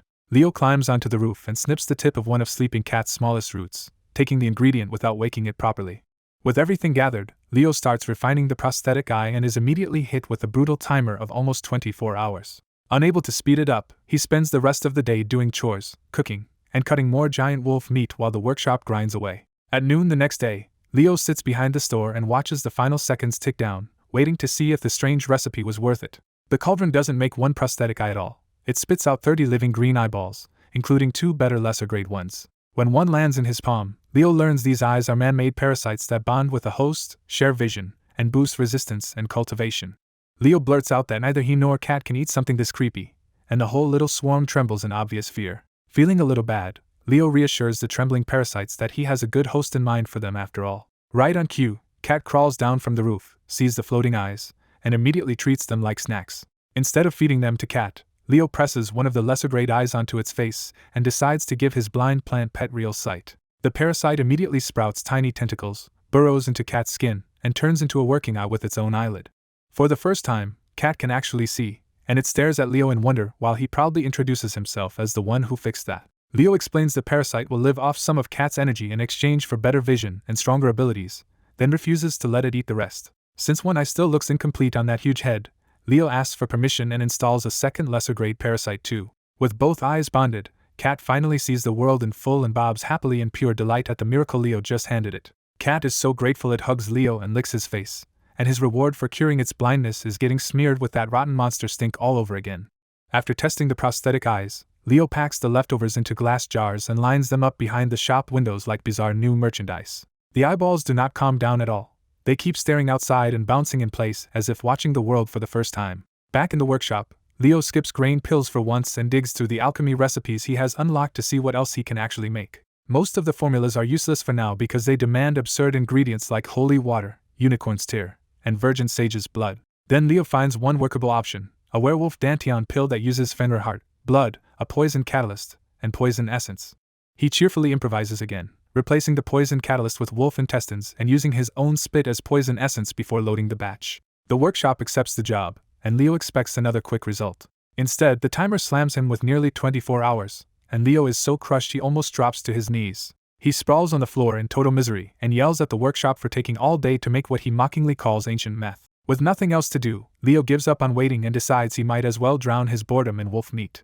Almost a week later, Wu Bai finally returns after visiting several cities and gathering huge amounts of produce and seeds for Leo. The first thing he sees is Cat looming on top of the cabin, now bigger, miswreathed, and staring at him with newly grown eyes. When Cat opens its maw and meows for food, Wu Bai instantly realizes the monster has evolved to a level comparable to a golden core cultivator. Even disgusted, Wu Bai dares not disrespect Leo's pet, so he tosses it a dead monster carcass as an offering. Cat happily chews the carcass and bobs along in weird delight, while Wu Bai tries to ignore how absurd this place has become. Wu Bai starts arranging all the baskets outside, but the lit-up shop windows pull his attention inside. Through the glass, he spots the pills on display and the Jared eyeballs bouncing at him, turning his simple delivery into another inspection trip. One look is enough for Wu Bai to recognize elemental grain pills, and the alchemist in him aches at seeing rare materials spent so wastefully. Still too curious to walk away, he enters the store to inspect everything up close. Inside, he finds Leo behind the long counter casually eating rough-cut steak like this bizarre shop is perfectly normal. Wu Bai formally presents the vegetables, fruit, and seeds he promised for spirit herb cultivation, and Leo lights up at the sight. Leo even offers him steak out of simple gratitude, but Wu Bai refuses because his body has long since adapted to surviving on grain pills. Happy to keep the food for himself, Leo stuffs down the last bite, pulls on his rubber gloves, and gets ready to talk business. He shows Wu Bai a red pill and asks if disciples might buy it, already naming a price of 3 years of lifespan each. Wu Bai quickly judges the pills as cheap enough to move among weaker disciples, so he agrees to spread the word through the sect. When Leo asks what the giant delivery costs, Wu Bai waves it off as a gift to keep good relations with him. Leo is taken aback by the goodwill and offers a free item in return, warning Wu Bai to choose only one and not get greedy. That single offer almost overwhelms Wu Bai as he starts searching the store like he has stepped into a treasure vault. First he spots the purple bean cabbages in the showcase fridge and is stunned that Demon Realm produce is sitting here in bulk. Then he notices thousands of immortal grass blades stacked beside them, and his greed nearly makes him cough blood. He forces himself to move on, only to find the chest freezers packed with Fenrir meat and organs in quantities that make even less sense. The mutated liver almost wins him over on the spot because it is such a valuable antidote ingredient. But the hopping green eyes in the jars keep drawing him back, and curiosity finally beats greed for the liver. When Wu Bai asks what they are, Leo casually explains that they are prosthetic eyes of Fenrir that can be attached as a third eye to expand vision. That explanation changes everything, because Wu Bai immediately realizes even an inferior prosthetic organ could sell for a fortune. He gives up on the liver and chooses a prosthetic eye as his one free item. Leo lifts one onto his gloved hand, and the little eye bounces excitedly as if thrilled to have found a new host. He even offers to attach it right onto Wu Bai's forehead, which makes the old alchemist scramble for an excuse and claim it is for a disciple. Leo drops the idea but immediately tries to upsell him on the rest of the stock for more lifespan. After already spending too much lifespan before, Wu Bai refuses and starts to retreat toward the door in relief. Then Wu Bai remembers the other reason he came and turns back with one more request for Leo to join Life Sword Sect as a guest elder on the next Mystic Realm expedition. The word Mystic Realm catches Leo off guard, because the real problem is not danger but the fact that he cannot leave his shop domain and still communicate normally. His mind spins into panic over the language barrier, and he silently realizes he would be helpless outside the store's translation range. Seeing Leo's face darken, Wu Bai nervously tries to back off before he offends him. Leo finally refuses outright, making it clear he has no intention of joining any organization right now. Wu Bai does not give up there and shifts the pitch, asking Leo to come on the expedition at least, even if he will not formally join the sect. Leo still declines, though he is now curious enough to ask what a mystic realm actually is. Wu Bai is startled that Leo asks something so basic, then quickly decides this must be a higher realm expert testing him rather than a man who truly does not know. He explains that mystic realms are other worlds reached through portals managed by the Jianghu Alliance, and each portal opens every 3 months to a random destination. To make it clearer, Wu Bai unrolls a bamboo scroll map from the last expedition and shows Leo a roughly charted island in the middle of the ocean. He adds that the last island was swarming with 100,000 third-grade beasts, and the sect only killed a fraction before the 7-day expedition ended. Wu Bai says the next opening should lead somewhere new, and he wants the sect's strongest elders and best disciples to gain real combat experience there. Leo cuts through the polite wording and bluntly asks if Wu Bai just wants him to babysit the disciples. Caught completely, Wu Bai first denies it and then admits that yes, that is basically the truth. He confesses that 4 of 10 disciples died in the last expedition, so he hoped Leo could provide the life-saving medicines and herbs they lacked. As Wu Bai starts to give up, Leo quietly rethinks the whole problem from a merchant's angle instead of a hero's. He realizes the sect risks its people because it lacks cultivation resources, and that sounds less like a rescue mission and more like a business opportunity. So Leo asks the direct question, if the sect is really short on resources, what do they normally pull out of those realms? Wu Bai says mystic realms usually yield rare minerals, ancient relics, treasures, elemental herbs, monster carcasses, and even strange elemental chi not found on the mainland. While giving examples, Wu Bai glances at Leo's refrigerated stock and suddenly notices the bananas are not ordinary either but desert mystic realm fruit loaded with earth element aura. That only deepens the mystery of Leo's supply, But Leo ignores the look and points the conversation back to money by asking what the prosthetic eyes would fetch at auction. Wu Bai tells the truth this time too. Even one of those eyes could bring in around 1,000,000 spirit stones. Leo presses for scale, and Wu Bai explains that 1,000,000 spirit stones could buy a small flying ship or a top-grade flying sword, or push a first-rank foundation cultivator up to the nascent stage. Now Leo has the numbers he wanted, and in his head the whole world finally starts looking like a market he can exploit. He briefly admits to himself that he could live quietly forever on his own supply, but the idea of staying poor when he could farm other people's lifespan disgusts him. Instead of joining the expedition, Leo asks Wu Bai for general reports on what past expeditions found so he can make some calculations. Wu Bai hesitates because the details are sensitive, so Leo backs off and says he only needs the kind of general information everyone already knows. That is enough to get Wu Bai talking again, and he admits their finds from those realms are still far inferior to the monster materials and produce sitting in Leo's shop. Leo hears exactly what he wanted and decides on the spot that the sect does not need him as a bodyguard. It needs him as a supplier. So he turns the whole relationship upside down and tells Wu Bai that instead of hiring him, the sect elder should work for him as a public-facing coordinator and errand runner. Leo spells out the job: fetch ordinary produce from other cities, run small errands, and advertise that his shop trades rare materials better than what sects usually bring back from mystic realms. And to make sure the power dynamic stays clear, Leo finishes with the same rule as always: the price will be lifespan. Leo pitches Wu Bai a simple deal: bring in customers, and he earns a 10% commission in store value based on what they spend. Wu Bai is stunned by the idea, quickly does the math, and eagerly signs on because he already knows plenty of rich old alchemists to send over. Wu Bai immediately spots a practical problem though, because they still need a way to track his rewards like sect contribution points. Leo checks the store system and finds he cannot hand lifespan directly to someone else, but he can unlock an employee feature for 100 years. He pays the cost, opens the worker menu, and sees a resume-style screen asking him to appoint someone inside the shop domain. Since Wu Bai is the only person in the domain, Leo adds him as an employee and discovers he can even pay wages in lifespan. Leo sets Wu Bai to commission-based pay at 10% and quietly finalizes the arrangement on the spot. When Leo moves on to item prices, Wu Bai jumps in with a bold opinion and says the store is seriously undercharging. That night, Wu Bai returns to his sect still buzzing from the deal, carrying Leo's advance payment, a golden sand banana and a living prosthetic eyeball. Instead of filing a calm report, he rushes straight to Grand Elder Han Hao and barges in looking thrilled. Han Hao immediately recognizes the banana as a rare earth element fruit and gets annoyed when Wu Bai acts like he went shopping instead of investigating Leo. Wu Bai shocks him even more by declaring that he has joined Florida Man's store part-time and plans to send the sect's alchemists there instead of into danger. Han Hao can tell the bottled item is a prosthetic organ worth a fortune, but he still does not understand why Wu Bai is acting like this changes everything. Wu Bai finally blurts out the real pitch: if Leo keeps supplying rare herbs and fruits, they may not need to rely on deadly mystic realms so much anymore. When Han Hao still looks lost, Wu Bai backs up his story with a bigger reveal and says Leo has around 20 prosthetic eyes like this one. He keeps going, claiming Leo's store is packed with immortal grass, ean cabbages, desert bananas, Fenrir materials, and even cheap elemental grain pills for disciples. Han Hao quickly finds the weak point and asks the only sensible question: what happens if the supply dries up, and what are the real prices? Wu Bai answers with full confidence, insisting Leo must be from a higher realm and only wants lifespan instead of money. Once Han Hao asks how much, Wu Bai grabs paper and writes out a much harsher price list to make the store feel premium and profitable. He even grins and calls those inflated numbers cheap, making it clear he wants Leo's store to look irresistible to old experts with lifespan to burn. After Wu Bai leaves, Leo actually follows the advice, buys stickers and pens from the system, and starts labeling everything in his shop. While he works, Leo realizes the setup is still clumsy because customers may not read modern numbers and he badly wishes he had an AI clerk. Then he notices the huge delivery outside and lights up at the sight of fresh new produce and seed sacks for more experiments. Excited, Leo puts on his hazmat suit, hauls everything into the workshop, and decides to test the normal samples before mutating them. He spends the whole night researching until the system starts announcing a string of new discoveries from the mutated produce batch. One of those experiments turns into rejuvenate tea, and after pushing the refinement as far as he can, Leo finally collapses into bed around 3 in the morning.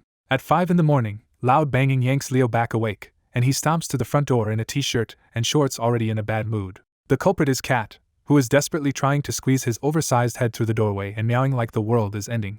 Leo grumbles at the ridiculous plant, pushes Cat aside, and steps out to see what could possibly justify this chaos.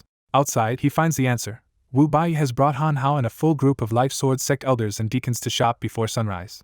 Han Hao quietly sizes Leo up and confirms the rumor for himself when he senses a soul formation level aura from the strange store owner. Leo realizes he forgot to set opening hours, swallows his annoyance, and switches straight into polite shopkeeper mode. Wu Bai proudly introduces his recruits, and Han Hao formally greets Leo under his Taoist title, Bald Swordsman. Leo invites them in and casually calls Cat harmless, which immediately becomes hard to believe when the plant starts thrashing in protest. Cat slams the wall and roof, only to hurt itself against the upgraded shop, then scrambles away to sulk on the back buildings instead. Once inside, the visitors are instantly hooked by the sight of immortal grass, golden sand bananas, and eaten cabbages glowing in the refrigerators. Han Hao ignores the obvious produce and checks the freezer chests first, hoping the real treasure is hidden deeper in the shop. He finds mutated wolf organs and immediately asks to buy the lot, but Leo flatly refuses because those parts are not for sale. Still searching, Han Hao opens another chest and suddenly spots something even more interesting: sealed bottles of silver rejuvenate tea. Leo watches the room and quietly regrets that he did not have time to make more sale-ready stock, because most of his new products are still stuck in the workshop. The new tea does not help cultivation, but it repairs bone marrow, makes the body physically younger, and is easy for Leo to brew in 10-minute batches. Unsure how to pitch it himself, Leo looks to Wu Bai for help, and the alchemist instantly realizes he has been handed the sales floor. Wu Bai steps in smoothly and hypes rejuvenate tea as a rare luxury from dangerous jungle mystic realms that can lower bone age when brewed into tea. That pitch lands instantly, and the other elders and deacons crowd around in excitement because a drink that can make the body younger is impossible to ignore. When they ask the price, Leo deliberately leaves the number to Wu Bai, and the alchemist starts calculating from spirit stone market value upward. Wu Bai talks himself all the way up to a minimum value of 250 years per bottle and looks to Leo for approval like a proud auctioneer. Inside, Leo is stunned because he had only imagined 50 years, and once again he realizes he has been pricing his goods way too low. Even so, Leo cuts the price to 200 years per bottle because he has more in storage and wants to sell at a wholesale rate that still leaves room for resale profit. Wu Bai is shocked for a beat, then suddenly sees Leo's wholesale strategy and realizes cheaper prices will keep merchants coming back for more. Leo turns on the store system, and Han Hao finally sees his own remaining lifespan floating in front of him. Even with more than 800 years left, Han Hao is bitter because his body is already aging, so he hesitates to spend 200 years on one bottle of rejuvenation tea. Instead, Han Hao looks over Leo's grain pills and starts wondering if this strange shopkeeper is wasteful, ignorant, or hiding terrifying skill. Testing him directly, Han Hao asks if Leo really knows alchemy. Leo answers with easy confidence, and Wu Bai nearly laughs because only a real master could have made low-grade pills containing all 5 elements. Wu Bai realizes the colorful grain pills are not just merchandise to him, but a warning that Leo can handle every element and should not be provoked. Then Wu Bai spots 2 bottles of white pills hidden near the curtain and suddenly rushes over in shock. He slaps the bottles onto the counter, bows hard to Leo, and urgently begs him not to sell those pills here. Han Hao immediately suspects Wu Bai is trying to hoard them, but Wu Bai blurts out that he wants to study them because they are treasures. When Han Hao asks what the pills are, Leo casually admits they were an accident: 5-element elixir grain pills that add 10 years of lifespan but leave the eater full for 10 days. Han Hao is stunned because combining all 5 elements in one pill should be impossible even for legendary alchemists. Wu Bai smacks his own forehead in regret because now everyone knows the pill's value, and he can no longer keep them for himself. He loudly explains that these pills are a true breakthrough for alchemists, and Leo's offhand response only makes the room more convinced he comes from some higher world. Wu Bai keeps praising the pills as auction house treasures, while Leo quietly realizes he may have found an easy way to turn cheap pine nuts into serious money. So Leo lets Wu Bai handle sales of the elixir pills and sticks to a simple 10% commission. Wu Bai eagerly asks to watch Leo make more pills, but Leo shuts that down at once because he refuses to be observed. With that settled, the elders and deacons finally start buying in earnest: immortal grass, an expensive prosthetic eye, and even golden sand bananas. After Leo takes the payment in lifespan, the big sale leaves him with 990 years profit and gives Wu Bai 110 years in commission. Han Hao catches Wu Bai grinning over his bonus and calls him a sly bastard, which only makes Wu Bai gloat more.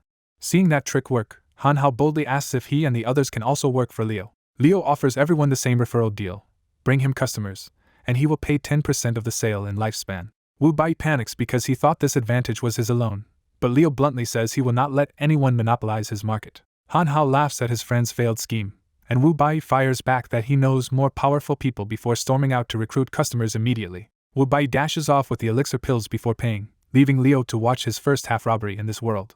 To protect himself, Leo asks Han Hao to guarantee Wu Bai's debt, and Han Hao agrees out of embarrassment for his shameless friend. Han Hao hands over his personal token and says anyone in Magpie City or the Life Sword sect will obey it, even if Leo wants a place on the Mystic Realm expedition. Then Han Hao finally asks the question he came for: whether Leo truly plans to supply the Life Sword sect with pills so they can rely less on Mystic Realms. Leo grins through the confusion because he has no idea what rumor Wu Bai has been spreading, so he asks Han Hao what he means by supply. Once Han Hao explains, Leo realizes the deal is simple enough and agrees to save future pills for Life Sword Sect disciples. Han Hao seals that understanding by buying a bottle of rejuvenation tea on the spot, costing him another 200 years. Han Hao makes one more offer and invites Leo to join the season's Mystic Realm expedition. He tries to tempt Leo with power, glory, and exclusive control of a whole Mystic Realm, but Leo's real problem is much simpler.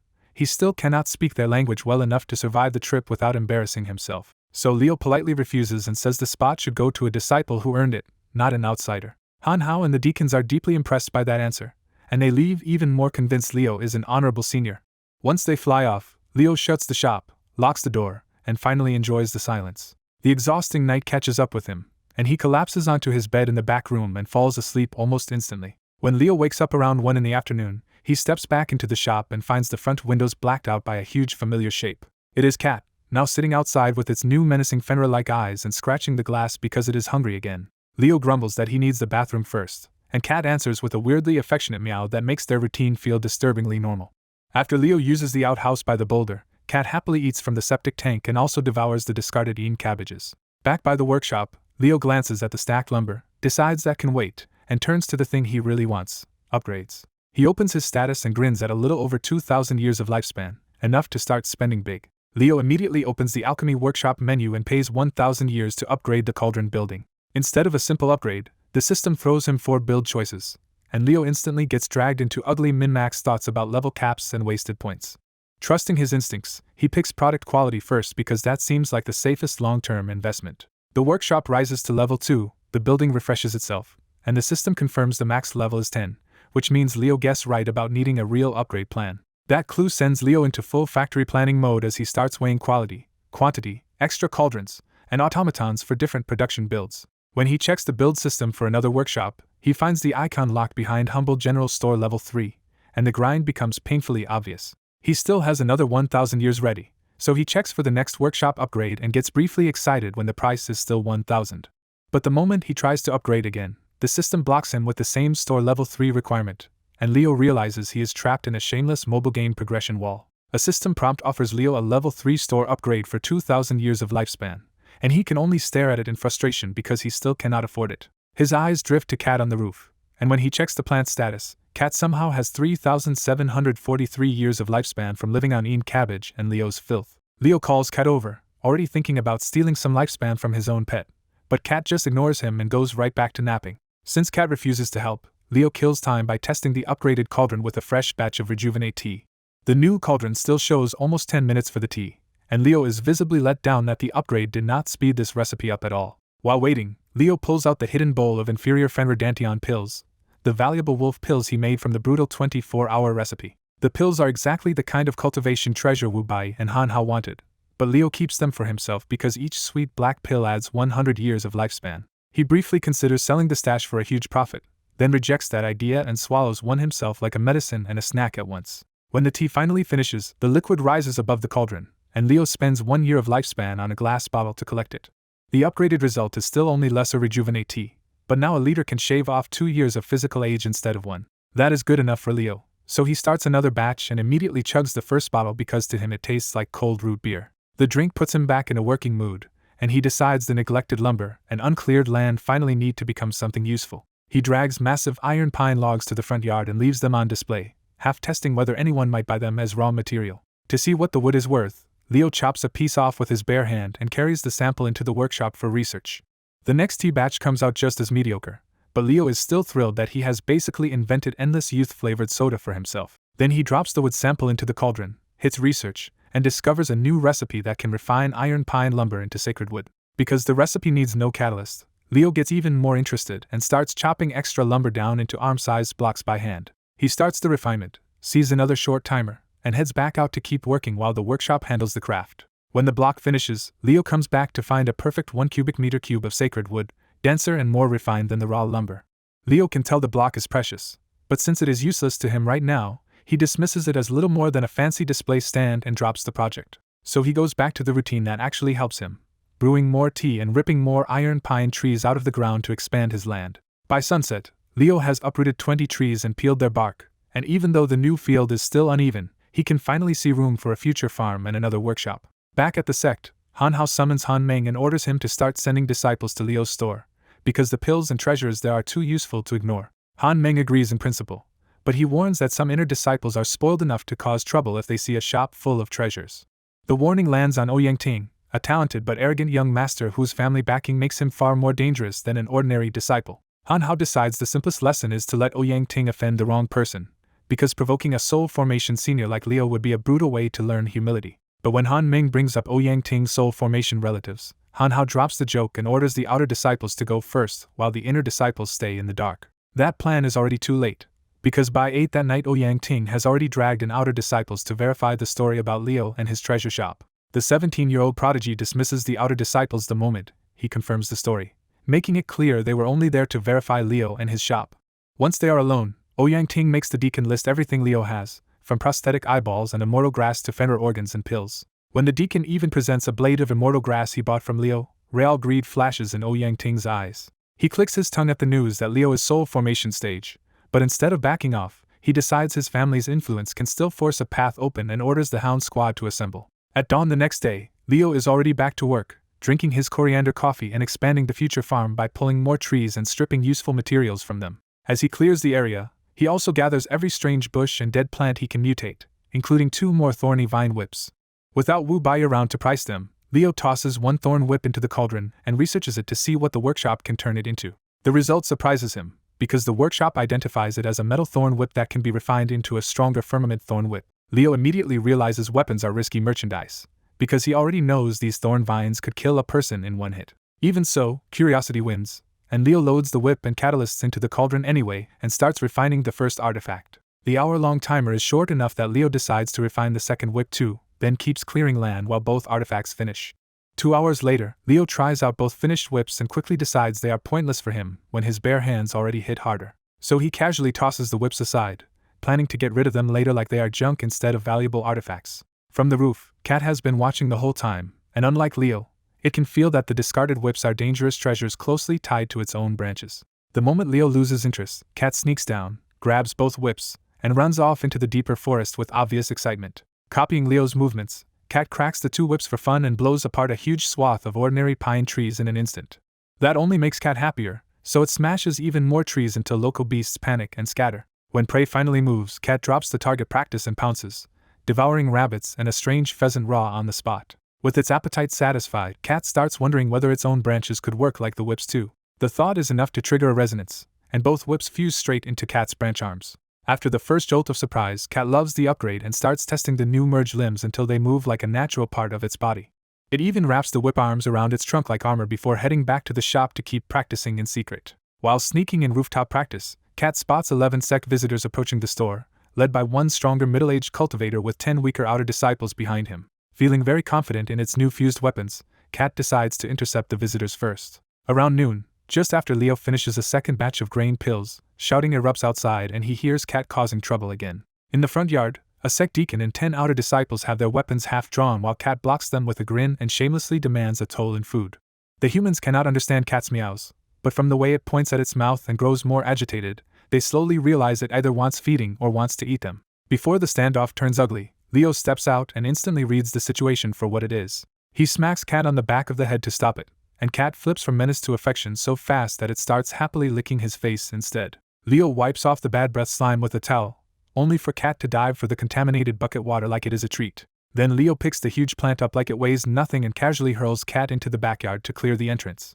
Only after the monster is gone does Leo calmly greet the visitors, leaving the outer disciples even more stunned by how casually he handled it. The deacon explains that Han Hao kept his word and sent disciples to buy grain pills, and Leo immediately welcomes them inside. The first group each buys 2 pills, mostly metal element ones for sword techniques, and Leo quietly pockets 180 years of lifespan from the sale. Word spreads fast, and one escorted group after another rotates through the store without anyone wanting to deal with Cat again. By the time the 7th group leaves, Leo has sold 140 grain pills and earned 1,260 years of lifespan in one hectic stretch.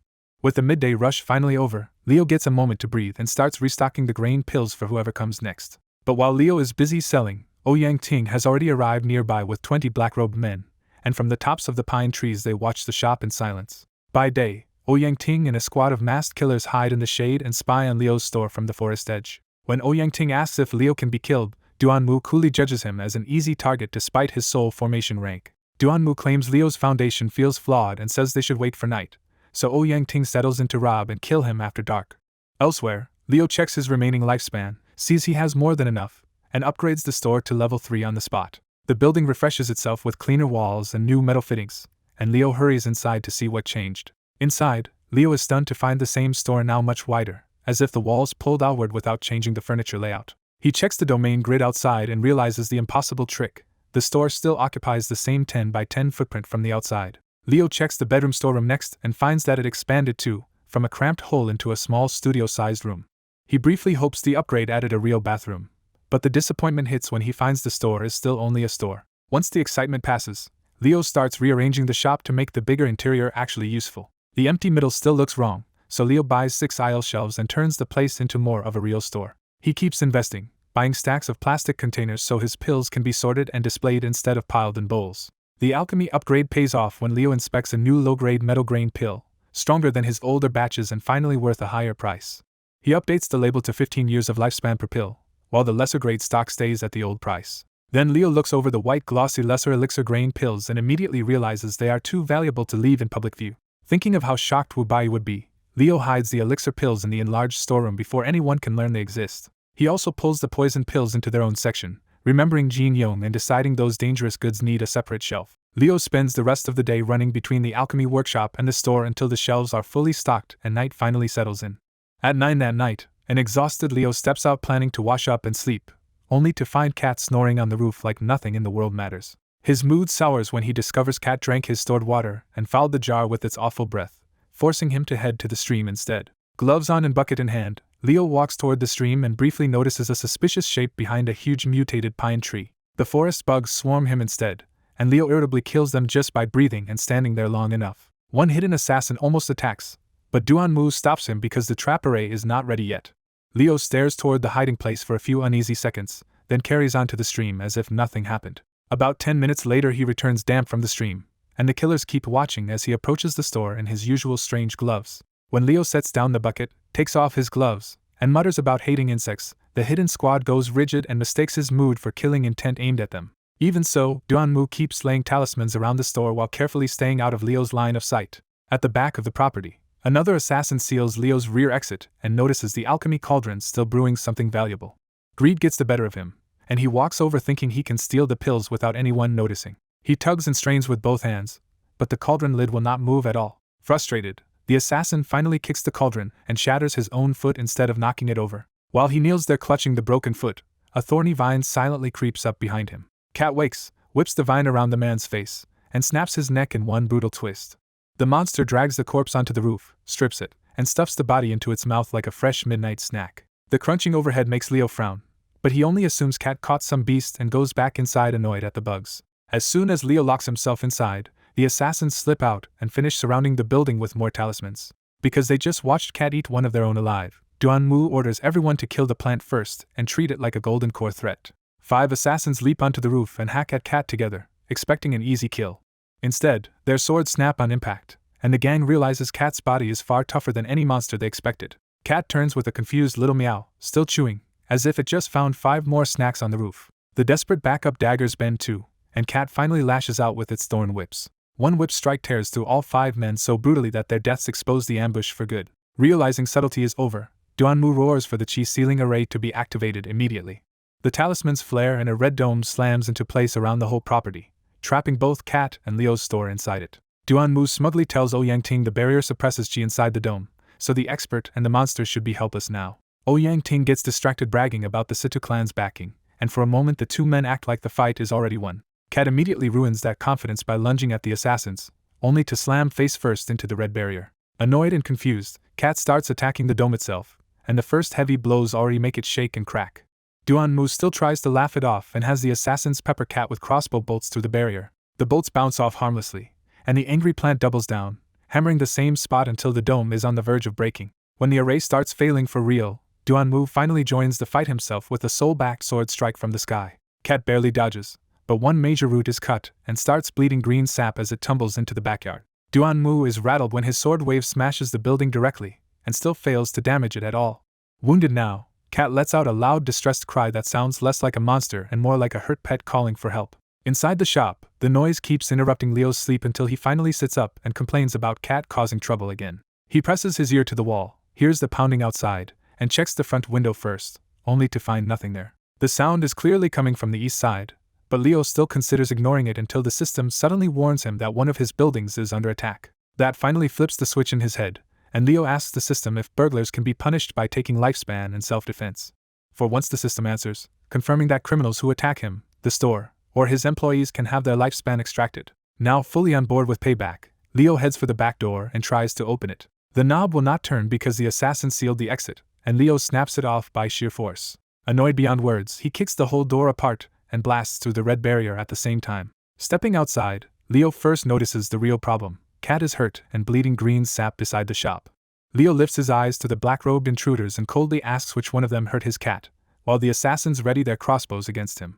Outside Leo's store, Duanmu realizes the chi sealing array is not weakening Leo at all, and that bad feeling hits him fast. Trying to steady his men, Duanmu orders everyone to keep their distance and wait for Leo to starve and collapse inside the array. Inside the trap, Leo calmly counts 14 enemies and even spots one more watcher hiding behind a pine tree. Instead of fighting first, Leo walks straight to Cat, and one assassin fires a bolt at his eye to stop him.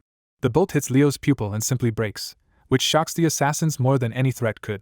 Leo ignores the crowd, feeds Cat a grain pill, and apologizes for not being able to keep his pets safely indoors. Cat sobs against him, and Leo wipes its face clean while bluntly telling it stinks and needs a bath. When Leo finally turns back to the attackers, a storm of arrows slams into his body and does absolutely nothing. Leo's patience snaps, and his dark stare makes it clear the customers have just crossed the line.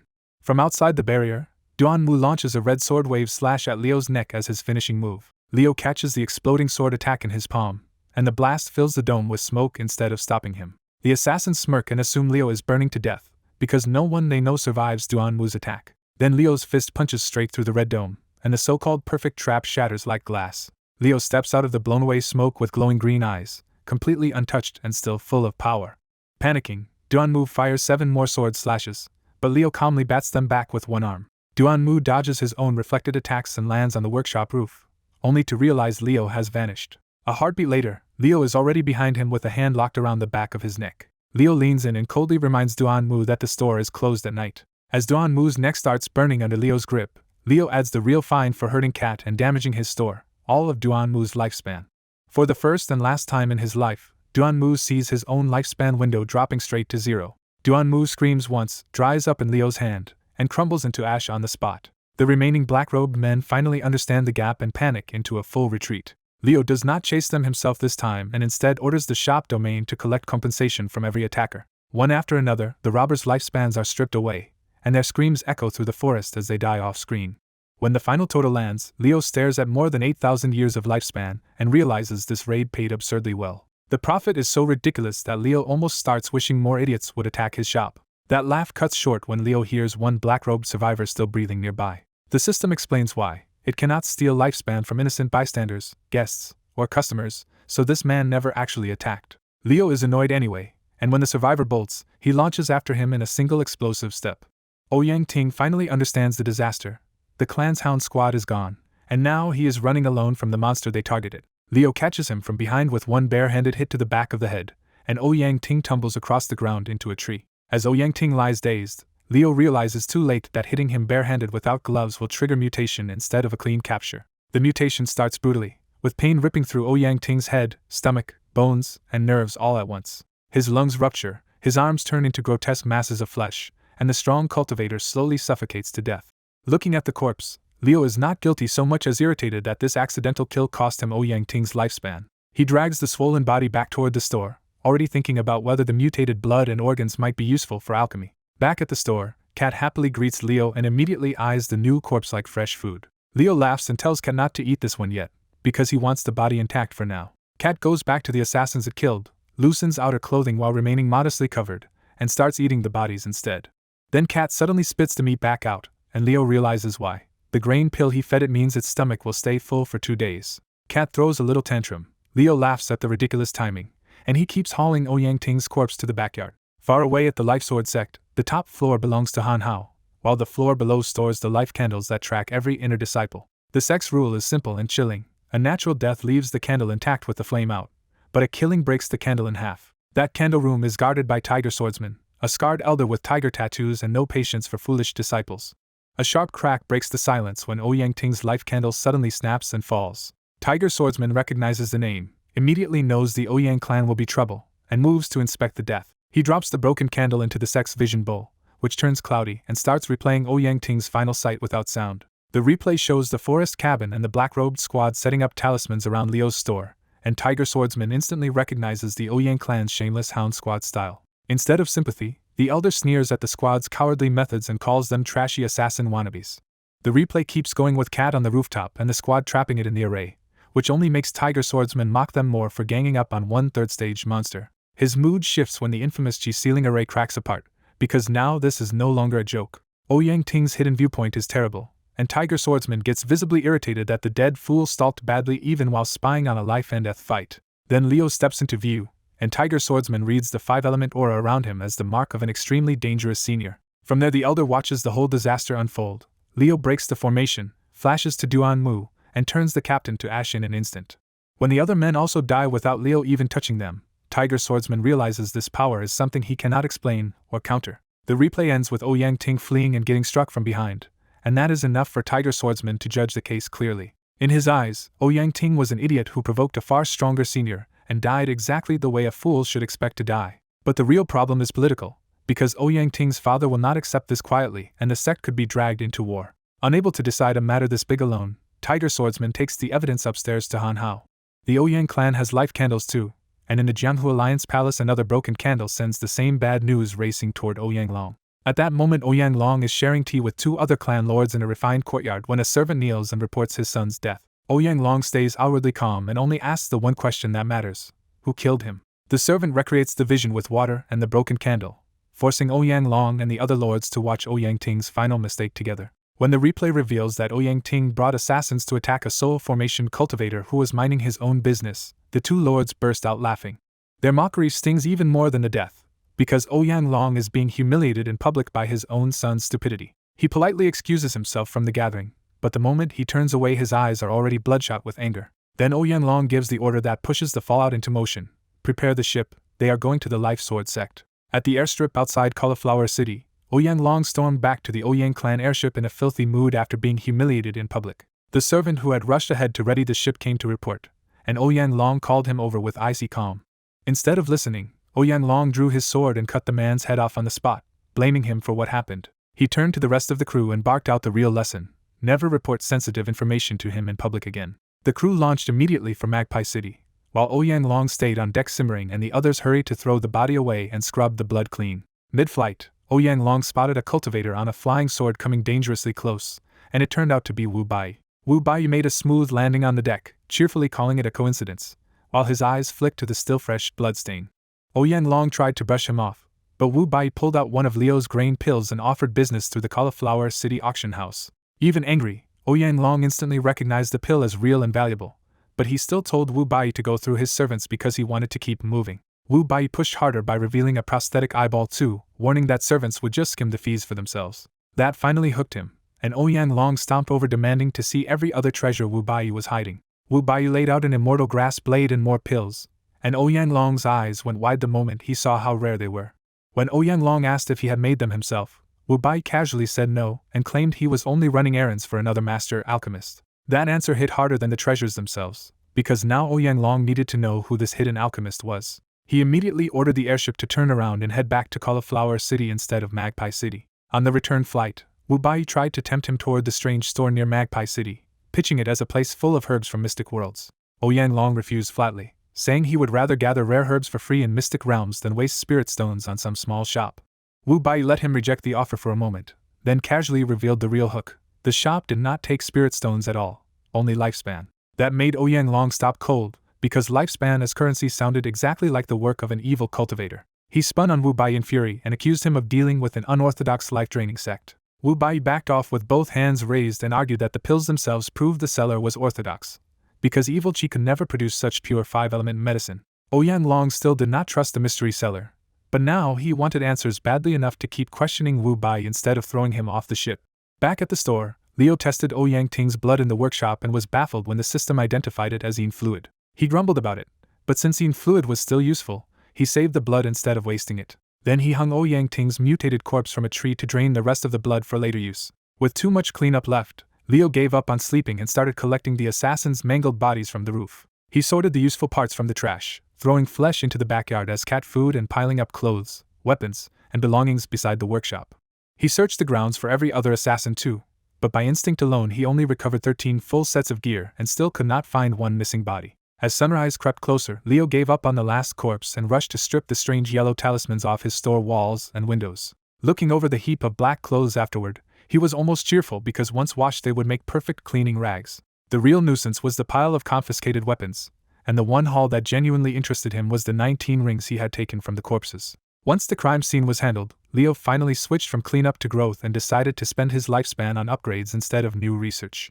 He spent 1,000 years to raise his main alchemy workshop to level 3, and the cauldron transformed into a more ornate piece with a rain dragon carved into it. The fancy look did not distract him for long, because his next move was to open the build map and place a second workshop on the cleared land. A new workshop appeared right next to the first one, but it came in at level 1, so Leo immediately started pouring more lifespan into it. After 2 more upgrades, both workshops matched at level 3, and Leo looked downright proud of the double production setup. He put iron pine nuts into both cauldrons right away, already planning to flood the place with more grain pills. Then he turned to the store fridges, relieved to learn their next upgrade was cheap enough that he could afford to improve them all. The level 3 refrigerators turned black and colder, and for once Leo got to enjoy real cool air inside his store. With only a little lifespan left, Leo browsed the construction list for fun and found tempting level 4 options like warehouses, houses, farm plots, and even paved roads. The farm plot caught his eye, but the small house confused him, because sleeping space was the one thing he already had. When he checked the store's next upgrade cost, the system demanded 3,000 more years, and the number nearly made him cough blood. He hated it, but he still paid the price and forced the general store up to level 4. The inside of the store expanded again, stretching into a much wider sales floor that suddenly made his existing shelves and fridges look sparse. The upgrade also installed ceiling vents, and cold air started circulating through the shop like a proper air conditioner. Remembering the back room, Leo checked it next and found the space expanded too, with his bed now sitting awkwardly in the middle. What he still did not get was a toilet, so even after all those upgrades he was stuck thinking about outhouses and whether a small house might be worth it after all. Completely drained, Leo loosened his outer clothing while remaining modestly covered and threw himself onto the bed, forgetting the 19 rings still hidden in his pants pocket. At the Grand Elder Pagoda, Han Hao, Han Meng, and Tiger Swordsman listened while a kneeling deacon confessed that he had leaked news of Leo's store to Ouyang Ting. Han Hao bluntly summed up the disaster. Because of that leak, Ouyang Ting had taken men to Leo's place to kill him for treasure. Han Meng and Tiger Swordsman were not mourning Ouyang Ting at all, since his death meant weaker disciples could finally breathe again. Han Hao pulled the discussion back to the real problem, because Ouyang Long would soon demand an answer, and somebody had to decide whether Leo would be exposed. In the end they settled on the least explosive choice: tell Ouyang Long the truth, blame Ouyang Ting for provoking a senior, and try to mediate instead of taking sides. That left the deacon himself, and when Tiger Swordsman asked about punishment, Han Meng made it clear his fate depended on how much damage this leak caused next. Han Meng warned that if Ouyang Long's reaction harmed the city or sect, the deacon could face 10 years in prison as an accomplice, confession or not. The deacon tried to protest that he was only a witness, but the elders shut that down and left him to pray Leo could calm the fallout. Meanwhile, back in Cauliflower City, Wu Bai was already turning Leo's stock into a frenzy by showing 1 blade of immortal grass to 3 old alchemist elders from the Jianghu Alliance. The 3 elders instantly started bidding against each other in the hundreds of millions for that 1 blade. One elder finally crushed the others with a bid of 700 million spirit stones, and Ouyang Long had to call the sale himself. Wu Bai could barely contain his delight, already imagining how these men would react if they learned Leo had more than 2,000 immortal grass blades. Then he raised the stakes again by announcing batches of 5-element grain pills and forcing the 3 elders to make 1 careful sealed offer each. While the bidding went on, Ouyang Long was no longer thinking only about fees, because Wu Bai's clues were starting to line up with where his son had died. By the end of the scene, Ouyang Long was silently piecing it together and beginning to suspect that the unknown alchemist and Ouyang Ting's killer were the same person. Back at the auction, Wu Bai shuts down the old alchemist's cheap trick by warning that anything under 600 million spirit stones will get them nothing. Seeing Wu Bai outfox them so easily, Ouyang Long quietly probes him about Leo's real level. Wu Bai boasts that Leo is a soul formation expert with all 5 elements under control, and that answer makes Ouyang Long connect Leo to the slaughter of the Hound Squad. Ouyang Long's grief and pride twist together, and he decides Leo is the one in the wrong for killing juniors no matter what his son did first. He hardens that into a plan. If Leo is weaker, he will cripple him into a pill slave, and if Leo is stronger, he will try to ruin him through the alchemy sects. The next morning at 10, Leo drags himself out of bed and discovers his real problem is much simpler. He has run out of edible wolf meat. Staring between immortal grass and grain pills, Leo has a miserable breakfast crisis because his body wants meat and he is sick of vegetables. In the end, he refuses the grain pills, grabs golden bananas instead, and force feeds himself fruit to stay practical. When his status jumps from 128 to 148 years, Leo decides the bananas were worth it, and not wasting his produce was the right call. With breakfast settled, Leo heads to the workshops and pulls out fresh batches of grain pills, noticing the metal pills have already improved to medium grade. He immediately cues another production run, because the shop still needs more stock. Then he brings a basket of mutated blood melons into the store and sets them near the entrance as a new product display. After reading that blood melons boost water and demonic energy, Leo pegs them as both useful alchemy catalysts and possible monster bait. He tests that idea by rolling one outside, and Cat pounces on it almost instantly. Cat retreats to the roof with the stolen melon, and Leo has his answer. Blood melons really do lure plant monsters. Since the test works, Leo prices the blood melons at 50 lifespan each and finishes tidying the shop. Before Leo can even sweep, Cat gives its warning cry from the roof, and Leo knows visitors are coming again. He rushes outside just to stop Cat from treating the guests like lunch, and the sulking plant reluctantly backs off. The visitors turn out to be familiar faces. Gao Yen returns with the deacon and several disciples, eager to buy more rare herbs and pills.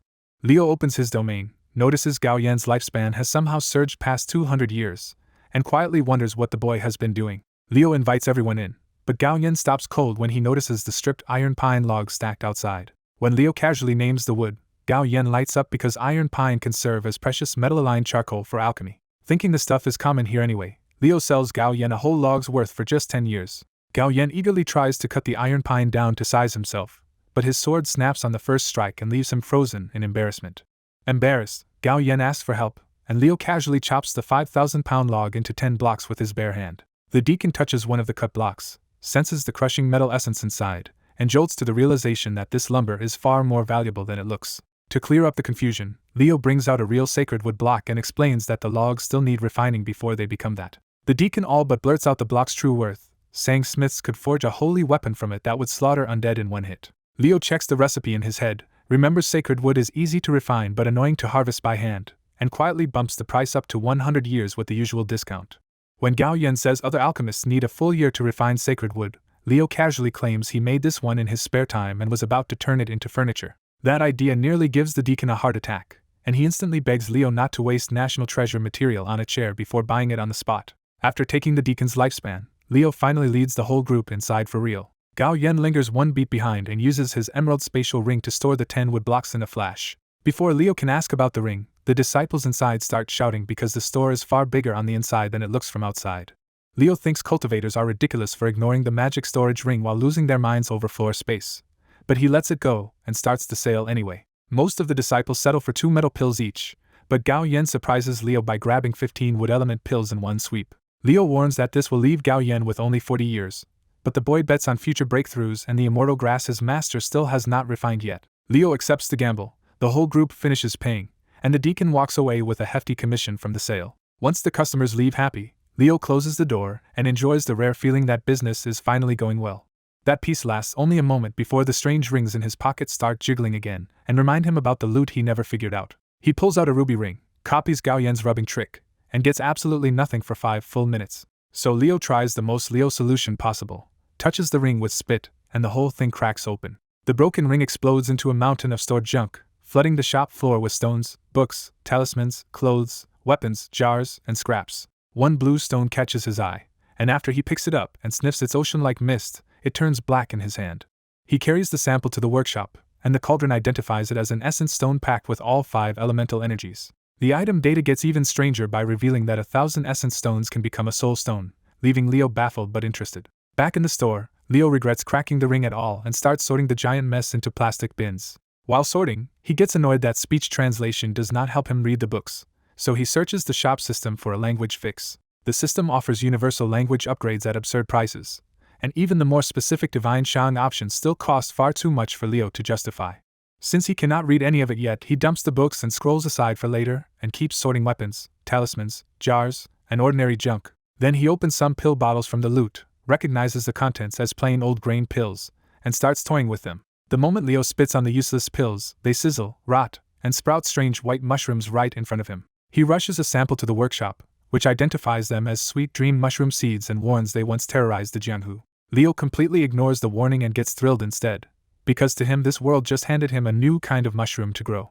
He immediately mutates every non-element grain pill into mushroom seeds and carries the pile off like priceless loot. Since the second workshop is still empty, Leo decides on the spot to turn it into a mushroom farm. He spends 200 years on shelves and pots, hauls in mutated soil, buries the rotten pills, waters them, and builds a rough cultivation setup even though he barely knows what he is doing. While he works, the other 18 rings in his pocket start jiggling too, and Leo realizes he has a very busy day ahead of him. Meanwhile, on the road back to the sect, Gao Yan walks in a daze, still thinking about Leo's materials and what he might make with them someday. That distraction makes him step on something slick and crash hard onto the path, giving the others a chance to laugh at him. As Gao Yan pushes himself up, he realizes he landed on something strange: a pile of ash, black clothes, weapons, a spatial ring, and a Hound Squad token. The deacon picks up the token, sees the Ouyang clan mark on the back, and the discovery turns suddenly serious. After the assassin turns to ash, Gao Yan spots a spatial ring in the remains and grabs it like found treasure. The moment Gao Yan pushes Qi into the ring, the locking spell shocks him hard and throws his hand back. The deacon explains that powerful cultivators lock their spatial rings with residual Qi, so opening one carelessly can get a weaker person killed. When Gao Yan asks how locking works, the deacon says true ring locks start at Golden Core stage and mastering them means learning countless array techniques. Then the deacon reveals the Blunt Elder method: overpower the lock, break it, and let everything inside blast out of the ring. Her warning gets even worse when she says a huge ring can bury the thief alive, so anyone trying this should do it high in open air. Gao Yan immediately gives up on opening the ring himself, and decides to leave it for Wu Bai later. Before leaving, the deacon collects the assassin's clothes and token, then warns everyone not to touch the blue spirit grass because it may belong to Florida Man. The disciples swallow their greed and head back to the sect empty-handed as the forbidden grass glows behind them. Back at the shop, Leo has a much more profitable day by force opening more stolen rings until piles of blue stones pour out. By the time he finishes, 30 giant bins are packed with blue stones, and Leo hauls the whole ridiculous haul into storage. The next morning, Leo checks the second workshop and finds his mushroom pots turning completely white with fast-growing spores. Delighted, he spits into every pot again and cheerfully decides that even dangerous zombie fungi are still food to him. After that, Leo restocks the store with fresh grain pills and marks the older inferior batches cheaper to clear them out. Instead of making more pills, Leo cuts iron pine lumber into cubes and starts refining them into sacred wood. 10 minutes later, 2 clean white sacred wood blocks come out larger and sharper than before, and Leo immediately sees a better use for them. Leo lines those sacred wood blocks up in front of the store like bait, openly hoping some fool tries robbing him again. After making about 20 blocks, Leo gets bored, switches the cauldrons to rejuvenate root beer, and finally remembers to check the strange coriander. The item panel tells him the aroma coriander is basically unicorn dropping weed with strong caffeine and only minor alchemy value. He eats one anyway, gains only a single year of lifespan, and writes the plant off as coffee material instead of real food. While Leo stays busy elsewhere, Cat starts playing with one of the sacred wood display blocks like a curious pet. One careless hit cracks the sacred wood in half, and Cat instantly panics at the damage. Trying to hide the accident, Cat clumsily copies Leo by spitting on the broken pieces and pressing them back together. Instead, one of Cat's roots gets stuck inside the block, and the terrified monster bolts into the forest dragging the thing behind it. When Cat finally calms down, it realizes the sacred wood has merged into its root and turned that root white. A test swing drives that new root through an iron pine tree, and Cat watches the whole tree wither into dust while its own strength surges. The feeling hooks Cat immediately, so it races back to the shop and starts breaking more sacred wood blocks to fuse them into the rest of its roots. At the same time, Ouyang Long and Wu Bai leave Cauliflower City by airship, with Wu Bai eagerly filling the trip with praise for Florida Man. Wu Bai warns that Leo can see true names and lifespans at a glance, so lying to him is pointless. The more Ouyang Long hears, the more uneasy he gets, because none of Leo's supposed soul formation strength matches the feats already attributed to him. Ouyang Long finally asks the question directly: if Leo can do all that, is he really only soul formation stage? Wu Bai insists Leo's aura really was soul formation, but Ouyang Long pushes a darker theory that Leo might be suppressing a much higher realm. Wu Bai laughs that off at first, saying a true immortal's presence would mutate everything around him, then abruptly freezes when that description sounds far too familiar. Thinking about immortal grass, mutated vegetables, and Leo's odd shopping requests, Wu Bai suddenly realizes his business partner may actually fit that impossible theory. Ouyang Long snaps back with textbook certainty that true immortals cannot remain in this world because the laws and heavenly tribulations would kill them. Wu Bai still cannot shake the idea, because Leo really did turn ordinary gifts like bananas and cabbages into rare treasures. Even with the risk, Wu Bai finds himself praying that Leo really is an immortal, because that would make all future trades much safer for him.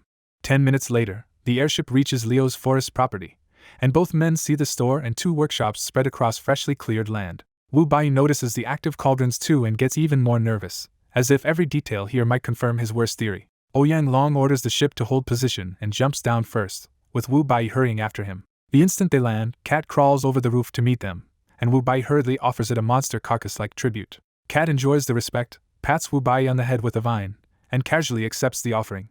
Ouyang Long thinks the whole thing is pathetic and openly mocks Wu Bai for kowtowing to a mere fourth-stage monster. Wu Bai urgently warns him to shut up, because Cat has been evolving far too fast and may already be much stronger than it looks.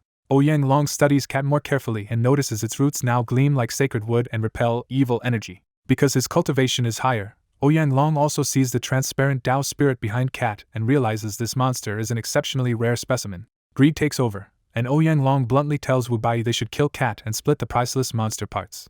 Wu Bai throws himself between them and shouts that Cat is Florida man's pet, but Ouyang Long decides he has had enough. Ouyang Long slams Wu Bai with a palm strike and blasts him straight into the shop window. Instead of shattering, the window and some unseen soft force absorb the blow, and Wu Bai hears a system alert for the first time in his life. Meanwhile, Leo is in the back still annoyed that his giant bins do not even fit through the rear door. So he tears the back door off its hinges and uses his sharpened fingernail like a knife to cut the opening much wider. Satisfied with the bigger opening, Leo blocks the temporary hole with stacked rough lumber and heads into the yard to clean up the loot piles. He spends the next stretch sorting the assassin haul into large bins until the area behind the workshops is crammed with stored materials. When he finally stops, the workshops and yard are packed solid, and Leo can only stare at the absurd mountain of future grain pill ingredients. Half regretting his own greed, Leo grumbles that he probably cannot refine all these ingredients in his whole lifetime. Desperate for space, he even asks his ancient black ring if it can become a proper storage ring, but it gives him nothing. The system shop is no kinder, telling him that storage ring magic simply is not for sale. He digs deeper into the building menu and finds a warehouse option, but the tiny space and 500-year price tag make it useless for now. Out of options, Leo bitterly wishes some idiot cultivator would attack his store tonight and hand him more lifespan.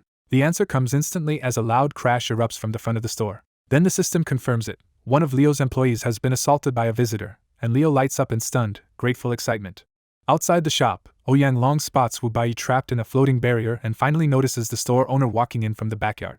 A lifespan window suddenly pops up in front of Ouyang Long, and seeing his massive remaining years only makes him greedier. Instead of backing off, Ouyang Long decides Leo must be hiding a rare technique and coldly resolves to kill him, loot the shop, and deal with Wu Bai afterward. When Leo steps fully into view, Ouyang Long looks him over and dismisses him as a shabby fake cultivator in ridiculous clothes. Convinced Leo only won past fights with tricks and medicine, Ouyang Long drops all courtesy and opens with a furious accusation about his dead son.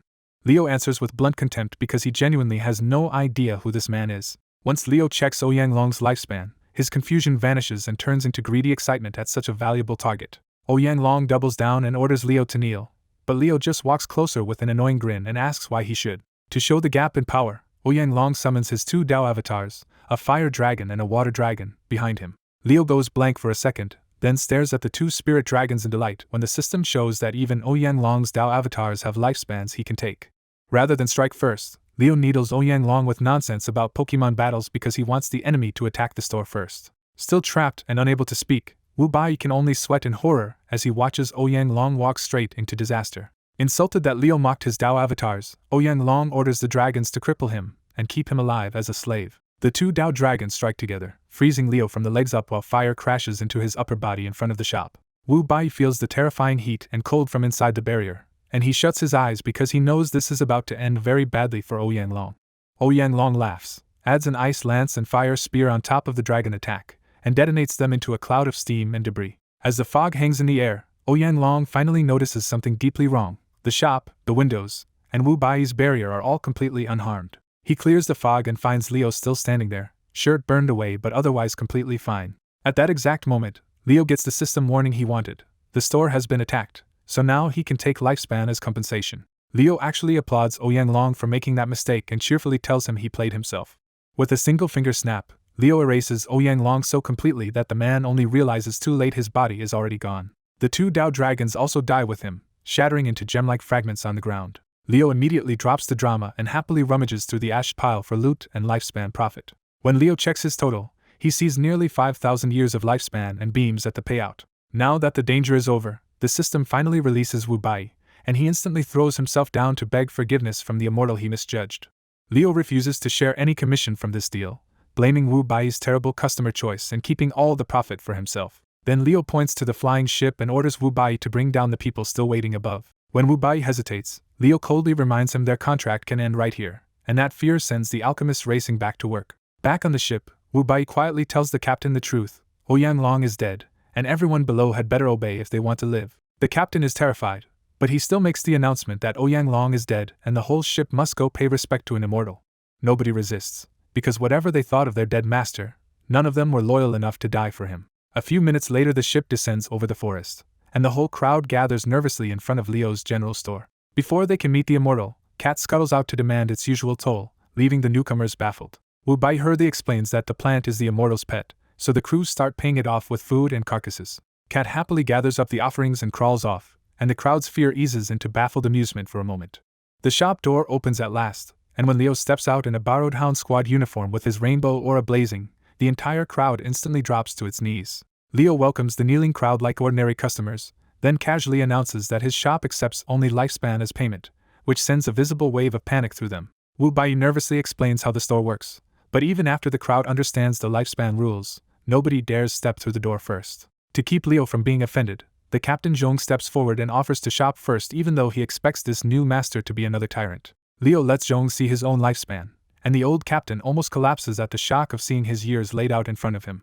Leo expands that trick to everyone at once, and suddenly the whole crowd is buzzing over their own lifespan windows like stunned children comparing scores. Still in a generous mood, Leo casually gives Wu Bai the dead man's swords and knives because he has no use for them. Wu Bai realizes one of those blades is a genuine treasure, and his gratitude explodes into another full-body kowtow and a lifelong oath of loyalty. Leo brushes past the devotion, invites Zhong inside, and even announces that everything is half off today. That small kindness makes Zhong wonder if this terrifying immortal might still be far better than the selfish master he just lost.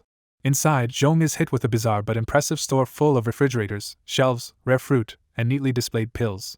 Zhong stops at the grain pills, and Leo casually tells him the discounted elemental pills are now only 5 years of lifespan each. That price is so absurdly good that Zhong can only blurt out his shock on the spot. Inside we sell weeds. Zhong stares at the earth grain pills like a starving man finally seeing a way forward, because his unfashionable earth cultivation has left him weak and stuck for years. When Leo says the old earth pills are 5 years each and the better ones are 10, Zhong rushes to the shelf and quietly decides he needs every single one. Before Zhong can grab the pills, 2 black marble-like stones clatter onto the floor, and he instinctively bends down to help Leo pick them up. Leo casually warns that he cannot touch people because even slight contact would kill them, and Zhong obediently puts the stones on the shelf while taking that as a deadly threat. The instant Zhong senses the stones properly, his fear turns into shock because they are packed with earth essence, and even traces of the other elements too. Zhong hurriedly asks to buy the stones, and Leo names them essence stones before putting a fresh price on them right there. Trying to be clever this time, Leo says each essence stone is worth about 10 years of 5-element essence, and offers Zhong a special discounted price of 50 years of lifespan each.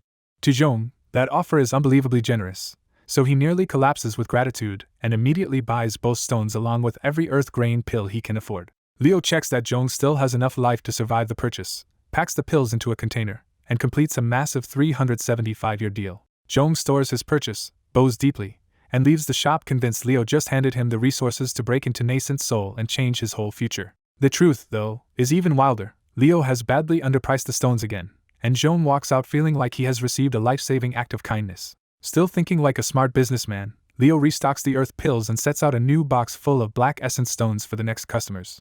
Outside, the other servants are still wary until Zhong proudly shows off the stones he bought and insists that Leo is kind and the shop is worth their lifespan. 5 brave men test the place first, and when they come back grinning with stones and pills of their own, the last of the crowd's hesitation breaks. After that, the whole crowd lines up in batches of 5 while Wu Bai takes over as bouncer so the little store does not get overwhelmed. By sunrise, every servant has made a purchase, and the whole group looks almost dazed by how much hope they are carrying away. When Leo finally walks out after the last sale, the entire crowd suddenly salutes and shouts their thanks, leaving him completely baffled.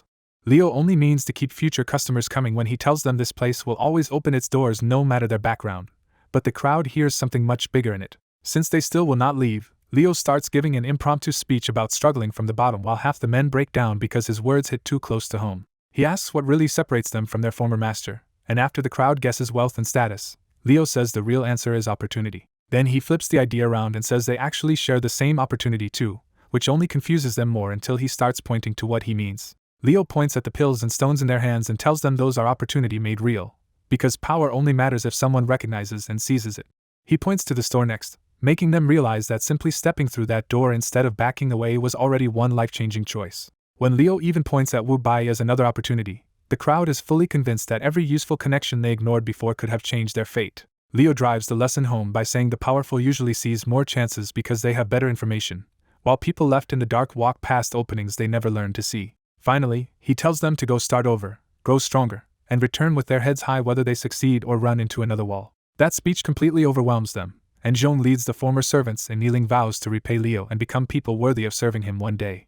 Leo is left internally asking what is wrong with these people, while a tearful Wu Bai praises his boundless wisdom and feels lucky to be following him. After the speech, Zhong leads his people back onto Ouyang Long's flying ship, and Wu Bai returns the dead master's personal token before sending them off. Once the ship leaves and their future is in their own hands, Leo sits outside the store and totals up the night, discovering he has made an absurd fortune. The numbers are so huge that both Leo and Wu Bai break into loud laughter, especially after Wu Bai realizes his 10% cut is over 4,000 years of lifespan. That celebration dies fast when Leo pokes Wu Bai with a gloved finger and calmly asks for the payment from the elixir pills too. Terrified that he has somehow failed, Wu Bai hurriedly offers up a spatial ring holding everything he earned from selling the elixirs and begs for forgiveness. Leo is not actually angry, but he still does not know how spatial rings work, so after a brief pause he bluntly asks Wu Bai to teach him from the beginning. Wu Bai agrees, but the request rattles him because even young cultivators know how to use these rings, and the old accusation that Leo might be a fake cultivator suddenly comes back to haunt him. Unable to bury the question, Wu Bai carefully asks whether Leo can really turn ordinary grass into immortal grass. Leo answers with a challenge instead of an explanation and motions for Wu Bai to follow him into the woods. A short distance away, they reach normal grass beyond the contaminated patch, and Leo makes Wu Bai confirm that what they are looking at is just plain vegetation. Then Leo removes his glove, touches a stalk, and turns it black on contact, proving with one casual motion that he really can create immortal grass. Wu Bai immediately throws himself flat in apology, now convinced he nearly offended someone far more dangerous than he understood. Leo tells him to forget it and keep quiet, then ups the lesson by putting his hand on a pine tree and mutating the whole thing into an iron pine. He uproots the transformed tree, harvests its iron nuts and leaves, and starts teaching Wu Bai a brand new recipe for iron grain pills on the spot. When Leo explains that the nuts and leaves can become pills and catalysts, Wu Bai is shaken again because even after decades in alchemy he has never heard of this method. At Leo's order, Wu Bai scrambles to collect every nut and leaf from the fallen tree, and Leo quietly studies how he uses his spatial ring while he works. On the walk back, Leo bluntly asks for the full beginner version, and Wu Bai finally starts explaining what spatial rings are and how cultivators feed them qi. Wu Bai carefully covers ownerless rings, locked rings, and the basics of storing and retrieving items, treating Leo less like a fearsome elder and more like a disciple who somehow missed common sense. Even after the lesson, Leo is still frustrated because the whole method depends on qi and essence he does not really understand, so he settles for keeping the ring and hiding that bigger problem for now. Instead of pressing the issue, Leo grabs a fresh bottle of Rejuvenate tea and tosses it to Wu Bai as payment for the lesson. Wu Bai accepts it with open devotion and calls him master, but Leo barely notices and just tells him to buy the next bottle with his own lifespan. Wu Bai flies back toward Life Sword Sect, now fully treating Leo as his master, while Leo turns straight back to business and rushes into store upgrades with all his new wealth. With more than 40,000 years of lifespan in reserve, Leo finally stops holding back and starts a serious round of upgrades. He upgrades both workshops to level 4 and pushes pill quality higher, spending years of lifespan like pocket change. When the next workshop upgrade demands a stronger store first, Leo immediately agrees to raise the humble general store to level 5. The whole building rumbles as the store interior expands again, and Leo lights up when he sees how much bigger it has become. The new level 5 store looks almost modern now, with bright marble flooring, stronger lighting, cool air, and much more interior space. Leo rushes to the back room first, thrilled to find his bedroom area enlarged and the rough openings replaced with proper double metal doors. Then his mood crashes when he checks the corners and thinks the store still somehow has no bathroom. While sulking through the store, he notices a hidden partition beside his bedroom and goes to investigate. Behind that little door, Leo finally finds what he has wanted all along, a real modern employee restroom. He drops to his knees and clings to the toilet in pure relief, celebrating the end of outhouse misery. Once the excitement settles, Leo gets suspicious and starts wondering where the water and waste could possibly be going. He tests the faucet first, and the perfectly normal running water only makes the mystery weirder. Then he flushes the toilet, sees it work flawlessly, and decides not to ruin a miracle by taking it apart. Satisfied with the store, Leo goes back to progression and pushes both workshops up to level 5 too. After spending a huge chunk of lifespan, he opens the domain build menu to see what this upgraded territory can add next. The new options are nice, but Leo picks productivity first and decides to build 2 farm plots in front of the store. The ground in front of the shop instantly flattens and turns into 2 neat, freshly plowed fields ready for planting. Leo carries over Wubai's seed sack, touches the first plot, and discovers farmland has its own upgrade system with stat choices. Seeing he can assign the points himself, Leo immediately maxes both fields to level 5 and dumps every stat into crop quality. He grabs a hoe to start farming by hand, only for the system to stop him and demand seeds first. Leo groans that he really is a cultivator farmer now, then starts tossing seeds around by pure guesswork. Once the count hits 100, the farm accepts the planting and a 1-hour cultivation timer appears with an unidentified potato result.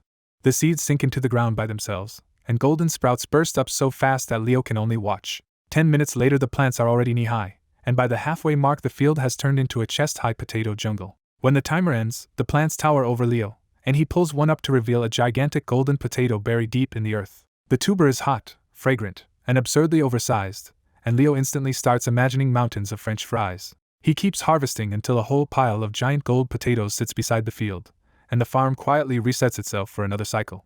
Leo peels and bites into the smallest one, only to find it tastes like a perfect hot sweet potato. The system rewards him with a year of lifespan per mouthful, which makes the delicious crop even more ridiculous. Even so, Leo immediately fixates on the one thing missing from his dream snack, sauce. He cuts off a sample, rushes tomatoes to the alchemy workshop, and starts researching the new crop properly. The system reveals the harvest as a perfect grade virgin young potato, a rare hot climate catalyst that boosts lifespan, guarantees pill success, and spoils almost immediately after harvest.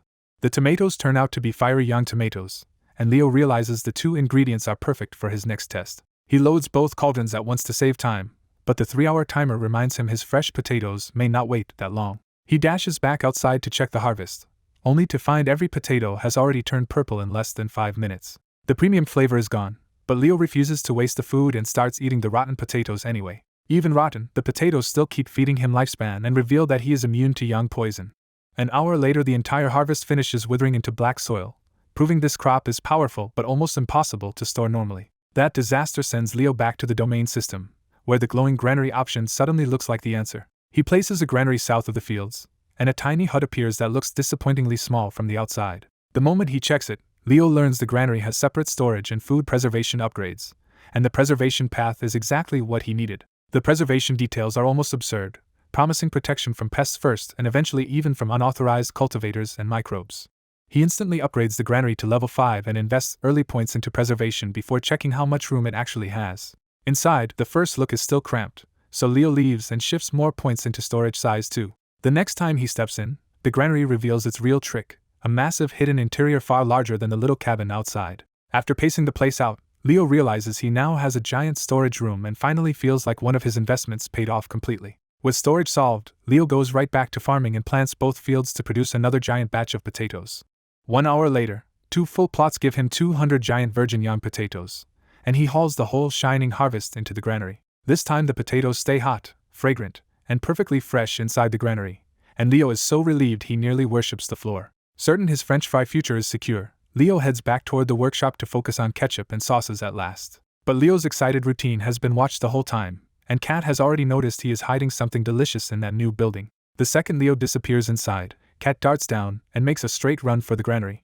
Because Leo only raised preservation to level 2, the granary cannot keep a monster plant like Kat out, and it slips inside without trouble. Inside, even Kat freezes for a moment when the tiny hut opens into a gigantic hall packed with a mountain of golden potatoes. The smell is too good to resist, and now that its old grain pill effect has worn off, Kat can finally chew solid food again. Kat climbs onto the potato pile and starts devouring Leo's carefully stored harvest. As Kat feasts, golden transformation energy starts building inside it, with the Tao spirit only hinted as an inner silhouette rather than a separate body. The eye parasites sink into Kat's skin, and a tan-skinned little girl's head starts pushing out from the chomper's body. By the end of the change, Kat and the little girl are one body and one soul, meowing together with creepy, happy delight. While Kat tears through the granary, Leo finally builds a warehouse behind his first alchemy workshop and starts checking what this new building can do. The warehouse menu reveals a surprise feature: automaton workers that can collect and organize materials for him, and higher levels even let them roam, mine, chop, hunt, and fight back. Realizing how useful this would have been earlier, Leo slaps his forehead and immediately spends big to push the warehouse to level 5, enlarge its storage, and unlock the first automaton worker.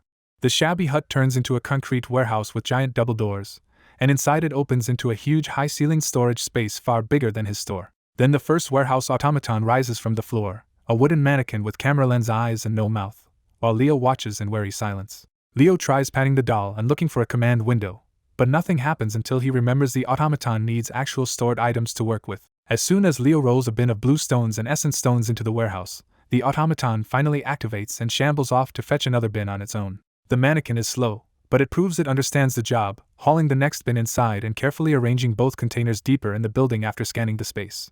Satisfied, Leo leaves the worker to keep learning the warehouse and spends the next hours shifting food ingredients to the granary and feeding the warehouse more wood-related materials to collect. 3 hours later, the workshop finishes the young flame Dan, and Leo hurries over to see whether the expensive batch paid off. When he opens the lid, 30 fiery red pills float above the pot like burning ping-pong balls, and Leo calmly grabs one barehanded because the flames cannot hurt him. The result is strong enough to make him grin, medium, high, and even two superior Yang Flame Dawn that boosts strength, fire cultivation, Yang Qi, and lifespan. That success also reminds Leo not to waste his rare werewolf materials, so he decides he should max the workshop's quality before trying those pills next.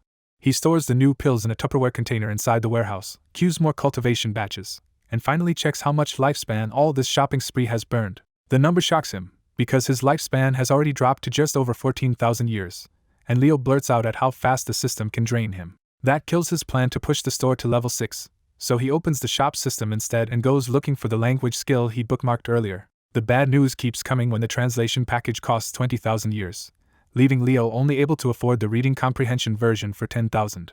Annoyed but practical, Leo buys the reading skill anyway so he can at least start reading books in this world. The installation hits like one of his brutal body evolutions, with hundreds of floating panels and blinding light tearing through him until he drops to one knee in pain. He braces for another long blackout, remembering past upgrades that left him unconscious for months. But this time the pain suddenly stops instead of getting worse.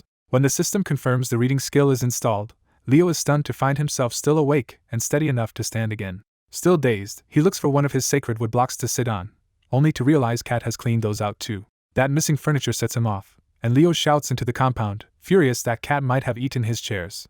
Cat bolts out of the granary at the noise, and the second Leo sees her coming from that building, he instantly knows his potatoes are in danger too. Leo roars that she ate his potatoes, and Cat answers with a guilty little cry before sprinting for the forest on her spidery roots. Inside the granary, Leo finds exactly the mess he feared: dirt, torn potato chunks, half-eaten giant potatoes, and the rest clawed up by Cat's vines and roots. After a long, tired pause, Leo lets the anger go because he can grow more potatoes and does not have the heart to punish Cat for acting like a hungry pet. So he grabs a broom and starts cleaning the granary, sweeping up the chaos and piling the leftover potato scraps aside for future pet food or alchemy use. Later that same morning, the story shifts to Life Sword Sect, where Wubai returns to the alchemy quarter and immediately runs into his colleague Han Hao. Han Hao opens by mocking him as a lazy bum, and Wubai smugly fires back that his business trip was excellent because his lifespan has already climbed past 4,000 years. That boast only irritates Han Hao more, so he reminds Wubai that the Mystic Realm opens in less than 2 weeks and the sect still lacks enough healing pills. Wubai asks about the sect's expedition quota, only to learn he missed the selection meeting and lost any chance at the elder slot. Wubai is annoyed for a moment, but he quickly stops caring because with that much lifespan in hand, he no longer needs a dangerous Mystic Realm trip to chase power. Instead, Wubai pulls out a bottle of Rejuvenate tea and invites Han Hao for a drink, instantly flipping his annoyed colleague into a shameless eager friend. The pair fly off to Han Hao's pagoda, laughing together like the work problem can wait. Inside the pagoda, they forget about work completely and savor the premium tea until the 1-liter bottle runs dry in barely 20 minutes. When the bottle is empty, both elders stare at it with painful longing, and Wubai starts mentally calculating whether Leo's store is worth spending a few thousand years on for more. That quiet greed breaks when Han Hao casually asks whether Wubai met Ouyang Long in the capital, and whether last night's passing airship belonged to him. Wubai instantly starts sweating because he knows the truth is far worse than a simple sighting, and Han Hao catches that something is badly wrong. Han Hao studies him more carefully and notices a premium flying sword and a treasure sword that do not fit Wubai at all, making the old man press even harder. With no way to dodge anymore, Wubai quietly places Ouyang Long's name token on the table like a confession before he even speaks. Then Wubai says the impossible out loud: Taoist Florida man killed Ouyang Long. The two elders sit in 5 minutes of heavy silence before Han Hao shakily asks when it happened. Wubai answers that it happened last night, and Han Hao keeps drilling down, trying to understand how someone as strong as Ouyang Long could really be dead. What he hears only gets worse. Florida man was not injured, the fight was one-sided, and Ouyang Long was turned to ash in a single move. Han Hao reaches the fastest possible conclusion and stands up in panic, saying they should run before the Jianghu Alliance swarms their sect over this mess. The story then jumps north to Frozen King City, the Ouyang clan's private city of slaves, servants, wealth, and law-backed power at the heart of their family domain. Inside the clan's main hall, the giant patriarch Ouyang summons the elders and throws Ouyang Long's broken life candle onto the carpet to announce that their representative is dead. The room cannot understand it, because Ouyang Long was too strong and too fast to die so easily, but Ouyang states flatly that a rogue soul formation cultivator killed him in one move. The revelation sets the hall buzzing until Ouyang smashes his chair armrest with one blow, and uses wood essence to grow it back on the spot, forcing order through sheer authority. With the hall under control, the patriarch moves to practical business first and demands a replacement candidate for Ouyang Long's Jianghu Alliance seat. The elders all push the same answer, nominating the Grand Elder Ouyang Ku, whose ghostly old appearance and near breakthrough strength make him the obvious choice. Ouyang Ku declines with an amused sip of tea, saying he is an alchemist and guest elder of the World Tree sect and has no interest in politics. The room stalls after that until Ouyang dangles the family's mystic realm quota as bait, hoping somebody else will dare to step forward. That opening is taken by Ouyang Feng, Ouyang Ku's grandson, who calmly nominates himself and instantly relieves the elders who did not want to challenge him. The patriarch is not happy about throwing a 25-year-old nascent soul genius into a nest of old monsters, but Ouyang Feng only grins and boasts that the Alliance elders will be offering him their granddaughters. The room breaks into laughter, and with no opposition left, Ouyang names Ouyang Feng the clan's new representative by default. Only after settling the appointment does the patriarch return to revenge, saying the family cannot chase the killer openly yet, but will not let the insult go. Then he reveals he already has a sketch of the culprit, and sends a storm of papers across the hall so every clan member can take one. Each paper carries Leo's portrait, and Ouyang orders them to remember his face, report him immediately if found, and absolutely not provoke a man who killed Ouyang Long in one move. The wider meeting is dismissed, but Ouyang Ku and Ouyang Feng are kept behind because the new representative still needs private instruction. Once they are alone, Ouyang gives Ouyang Feng a medium-grade Fenrir Dantian pill and tells him to use it in the mystic realm to break into soul formation. Ouyang Feng is delighted to get such a poison-aligned treasure, and the patriarch explains it came from the Tang clan rather than one of their own alchemists. For the next 2 hours, the two elders drill Ouyang Feng on alliance etiquette, duties, and even the secret warehouse that Ouyang Long used to handle. Before sending him off, Ouyang warns that his Death Sword sect background will make some factions hostile, so he should lean on the Situ clan for goods and charm the women of Amazonian Sanctuary into opening other doors. Ouyang Feng leaves the hall thrilled by the assignment, and already looking forward to courting the all-female Sanctuary's fairies. Back in the forest, Kat runs around in her strange child torso plant form, practicing movement, while her lower body rests, and her branches pluck pine nuts to snack on. Her first attempt to eat with a human mouth goes badly, because toothless soft gums are useless against iron-hard pine nuts, and she hurts herself trying. Stubborn as ever, Kat pushes metal chi into her mouth and tries again until her reinforced gums crack the nut open like a tiny press. That tiny success delights her, and Kat happily chews and swallows the whole shell while enjoying how much more sensitive a human mouth is to taste. A small flying ship suddenly passes overhead, then immediately turns back as if someone aboard spotted the bizarre little dryad below. One passenger drops from the ship and lands in front of Kat, an elderly female cultivator hidden under a thick triangular straw hat, veil, and long robes. Kat just tilts her head and asks her usual toll-like question anyway, treating the stranger less like a threat and more like another traveler passing through her forest. Instead of hostility, the woman chuckles, removes her hat and veil, and reveals a kind grandmotherly face as she gently asks where an infant dryad's parent is. Far from profit-driven sex, Amazonian Sanctuary was built as a refuge where female cultivators protected women, children, and commoners from being exploited. As the sanctuary's women grew stronger and more beautiful, outside sects started treating them like marriage prizes, so the sanctuary pushed even harder to recruit defenders. That recruiting work belonged to Sunwan, a 113-year-old elder who specialized in taming beasts and healing them. While her scout ship crossed the province toward Magpie City, Sunwan suddenly sensed a monster aura near a cultivator city and ordered the ship to stop.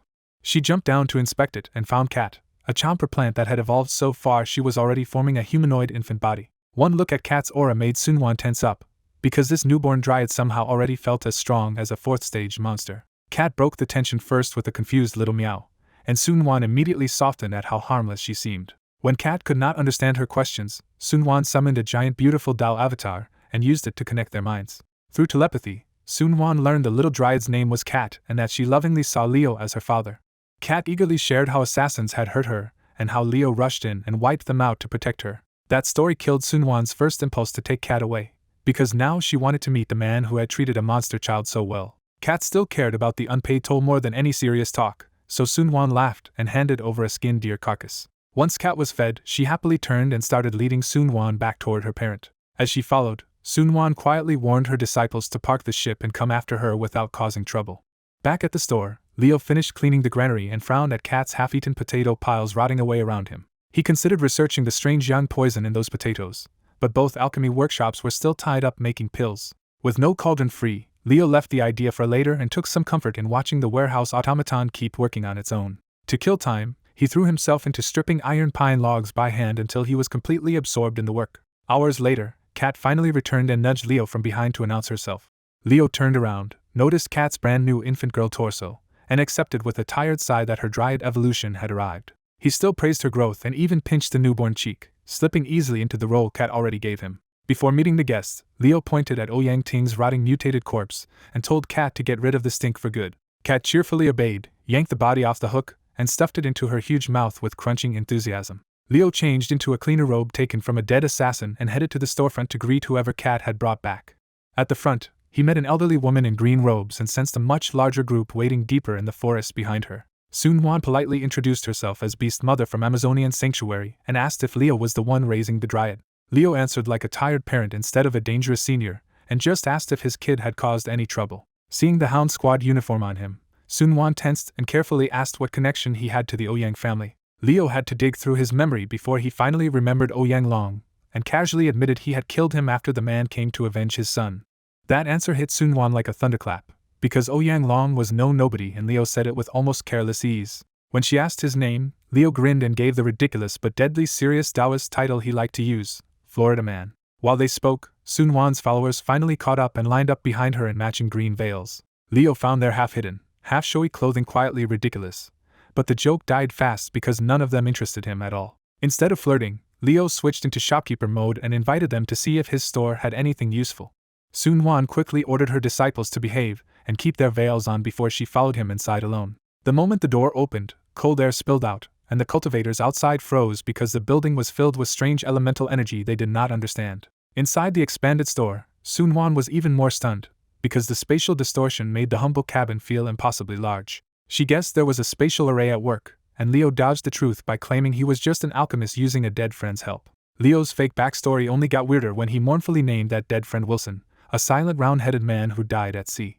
Then Sun Wan spotted the refrigerator packed with cabbages and immediately asked to buy every single one. Leo answered by opening the shop domain, and Sun Wan nearly fell over when a floating window revealed exactly how much lifespan she had left. Leo calmly explained the rule she had just run into. His store sold goods for lifespan, not ordinary money. He offered a first visit deal of 10 years per cabbage instead of 50, and that was still expensive enough to make Sun Wan hesitate. She tried another route and offered 1 million spirit stones per cabbage instead.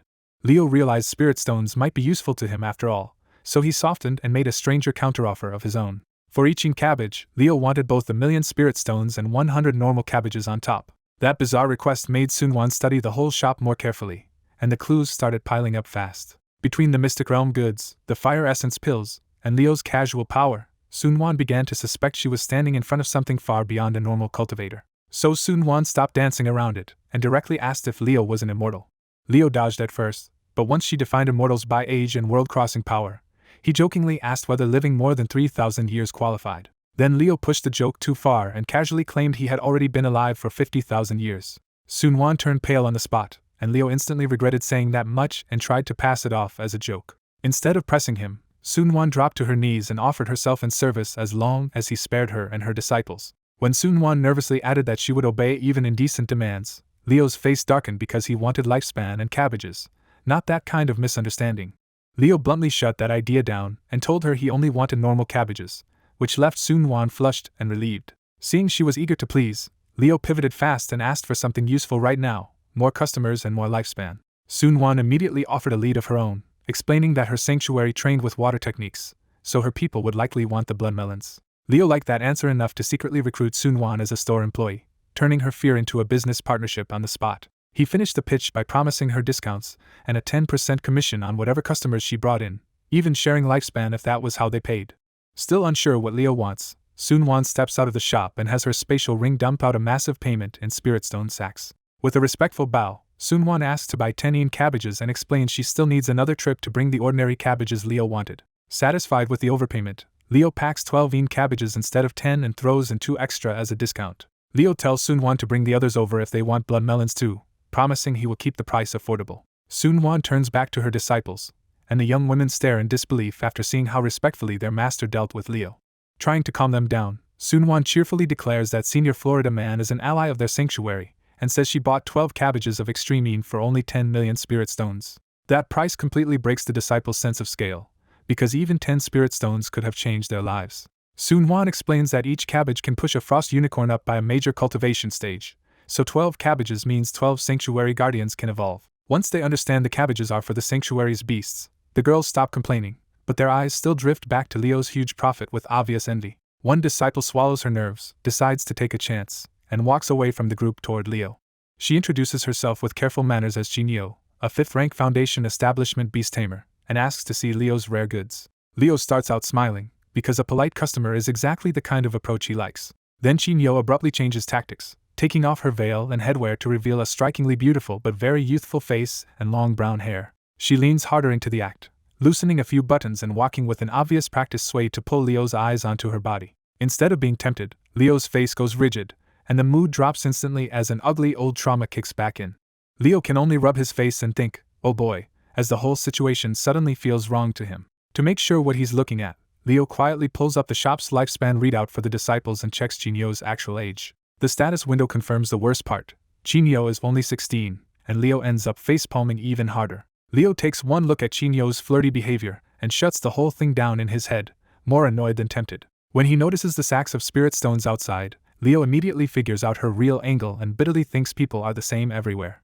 Outside the shop, Jinyo and Soonwon's group freeze in shock as blue screens pop up in front of their faces, showing age and remaining lifespan.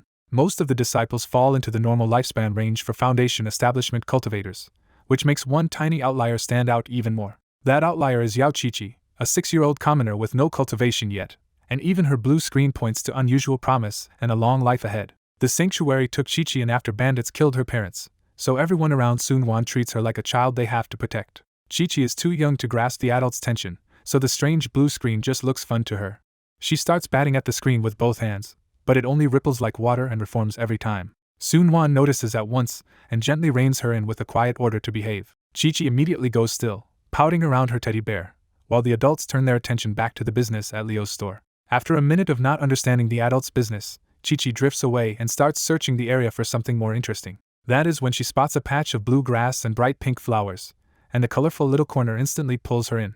Laughing to herself, Qiqi runs over with her teddy bear and leans in close to admire the flowers. The instant Qiqi reaches for the flower, a transparent spirit suddenly shoots out of the blossoms. Instead of getting scared, Qiqi stares up in pure wonder as the tiny transparent fairy-like spirit circles her. Only then do the adults realize Qiqi has wandered 10 meters away, and the whole group snaps around in alarm as one disciple runs to her side. As Yao Qiqi wanders near the spirit grass patch, a disciple hurriedly warns her not to touch anything because this place already belongs to someone. Qiqi pouts that she only wants to look at the flowers, and the disciple finally realizes the patch is valuable spirit grass. When the disciple reports the spirit grass to Soonwon, Soonwon's face hardens and she immediately orders everyone to leave the plants alone. The disciple patiently tells Qiqi they cannot take flowers from someone else's place, but the little girl keeps staring at the patch with a stubborn pout. Then the dark elf spirit suddenly floats right up in front of Qiqi again and stares at her, as if trying to start a conversation. Qiqi answers the spirit's meows out loud, and her cheerful reply makes it clear she can actually hear this invisible little being. She tugs the disciple's finger and points right at the spirit, insisting there is a flower fairy in front of her. But when Sister Lu and the other disciples look around, they see nothing at all and start treating Qiqi's claim like a child's imagination. Soonwon steps in, lifts Qiqi into her arms, and reminds her to mind her manners because they are visiting someone else's place. Qiqi's eyes turn wet as she whispers that the fairy really is there, and now the problem shifts from mischief to hurt feelings. The disciples crowd around to comfort her, but the more they try to soothe her, the more upset Qiqi becomes. Qiqi finally breaks into full sobs, crying that the fairy is real and begging to know why nobody believes her. Even candies and a new doll fail, leaving Soonwon and her disciples completely at a loss in front of one heartbroken child. Elsewhere on the property, Kat hears the commotion in the middle of chewing Yang Ting's corpse and turns toward the noise. Before going over, Kat matter-of-factly cleans her mouth with a toilet brush and an earthen jar of stream water Leo left there, as if this bizarre routine is perfectly normal. She spits and throws the brush and jar aside, even shattering the container, then crawls toward the group to investigate. When Kat spots the crying little girl in the middle of the crowd, she immediately focuses on Yao Qiqi with bright interest. Kat waves at Qiqi, but the adults packed around her block the line of sight and the little girl still cannot notice her. Realizing the crowd is the problem, Kat pouts for a beat and then comes up with her own eager solution. She claps her hands and winds up her roots and vines, clearly preparing for one big leap toward the group. Back with the visitors, Qiqi is still hiccuping through tears, and the adults can do little except hold her and wait for the storm to pass. With no better answer, Sun Wan sighs and decides that once Jinyo returns, she will send Chi-Chi back to the flying ship. Sun Wan's disciples finally give up on saving little Yao Chi-Chi, and the whole group sinks into helpless silence. That lull breaks when a huge shadow rushes overhead and slams down behind the women. Cat ignores the panic and sprints straight for the granary beside the barren field. The disciples see the monster plant clearly in panic, but Sun Wan steps in front of them and orders everyone to stand down because Cat belongs to Taoist Florida man. The women are still badly shaken by the idea of a monster plant being someone's pet, but they reluctantly lower their blades. Just when the tension seems over, Cat slips into the granary and comes back carrying a fresh bundle of fully grown immortal grass covered in 100 white blossoms. Instead of attacking, Cat crawls up to Yao Chi-Chi and gently offers the flowering bundle to the crying child like a bouquet. The disciples are too stunned to move, while Sun Wan covers her mouth because the bizarre scene is somehow adorable. What none of them realize yet is that these are not ordinary flowers at all, but blossoms from immortal grass itself. As the bouquet reaches Chi-Chi, a tiny dark elf spirit overlaps Cat's vine, making it look as if a little fairy is handing the flowers over herself. Yao Chi-Chi stops crying and looks up at the fairy and Cat in wonder, asking if the gift is really for her. Cat happily meows back, and that simple answer is enough for Chi-Chi to finally smile again. Chi-Chi thanks the little fairy with childish sincerity and accepts the flowers, hugging them together with her teddy bear. Then the immortal grass releases drifting spores, and Chi-Chi breathes them in by accident. The effect is instant. Silver light bursts from Chi-Chi's body and lifts her right out of Sun Wan's arms. The women erupt in panic as Chi-Chi rises glowing above them, with nobody understanding what Cat's gift just triggered. Inside the shop, Leo hears the commotion outside and looks over in bafflement, already thinking he needs to discipline Cat later. But Leo has no room to deal with that yet, because Chi-Nyo is still in front of him pushing hard and teasingly asking whether he already has a girlfriend. Leo shuts the flirtation down by pulling on rubber gloves and warning Chi-Nyo that his body is hazardous enough to kill her on contact. Even that deadly warning does not stop Chi-Nyo, and she calmly undoes 2 more buttons while asking what kind of body and tricks Leo likes. Leo finally snaps at Chi-Nyo and warns her flatly to stop or get out of his store. Chi-Nyo swallows the insult, gives up on seducing him, and storms out without buying anything. Relieved to be rid of the nuisance, Leo calls for the next customer and looks outside. Instead of lining up, everyone outside is in a panic around Yao Chi-Chi as she floats in midair. The crowd shouts Chi-Chi's name in panic, and even Cat is rattled by whatever is happening to her. Chi-Nyo is startled too, but she hangs back at the edge and watches instead of helping. When Leo steps closer, he spots the real trigger in Chi-Chi's hands, a bundle of immortal grass flowers. Then Chi-Chi suddenly gives off a bizarre aura, and Leo realizes what he sees is far stranger than a normal cultivation change. Sun Wan meets Leo's eyes and hurriedly apologizes, assuming one of her people is simply breaking through. Leo knows she is wrong, because the light around Chi-Chi matches the horrific mutation he survived 50,000 years ago. He remembers his body turning into living cancer, every organ and bone being destroyed and rebuilt, while he suffered alone among corpses. That memory makes Leo look at floating little Chi-Chi with pity, because he knows a child should never have to endure that kind of pain. Leo immediately shoots Cat a hard look, silently blaming her for putting Chi-Chi in danger. Startled, Cat shakes her head and points at the flowers, insisting the immortal grass blossoms caused it instead. Leo abruptly turns his back on the case and sprints into his bedroom for the one medicine he kept hidden for emergencies. He opens the box and grabs a newly made elixir grain pill, knowing even Wu Bai would lose his mind if he knew Leo had been hiding something this valuable. Leo shoves the box back under the bed, snatches a bottle of Rejuvenate tea, and rushes straight back to Yao Chi-Chi. When he gets outside, the sight is horrifying. Yao Chi-Chi is still floating, but now her arms and legs have swollen into a grotesque mutated shape. The disciples scream, Sun Wan goes pale, and even Cat breaks down in tears because she knows those flowers may have caused this. Leo does not hesitate.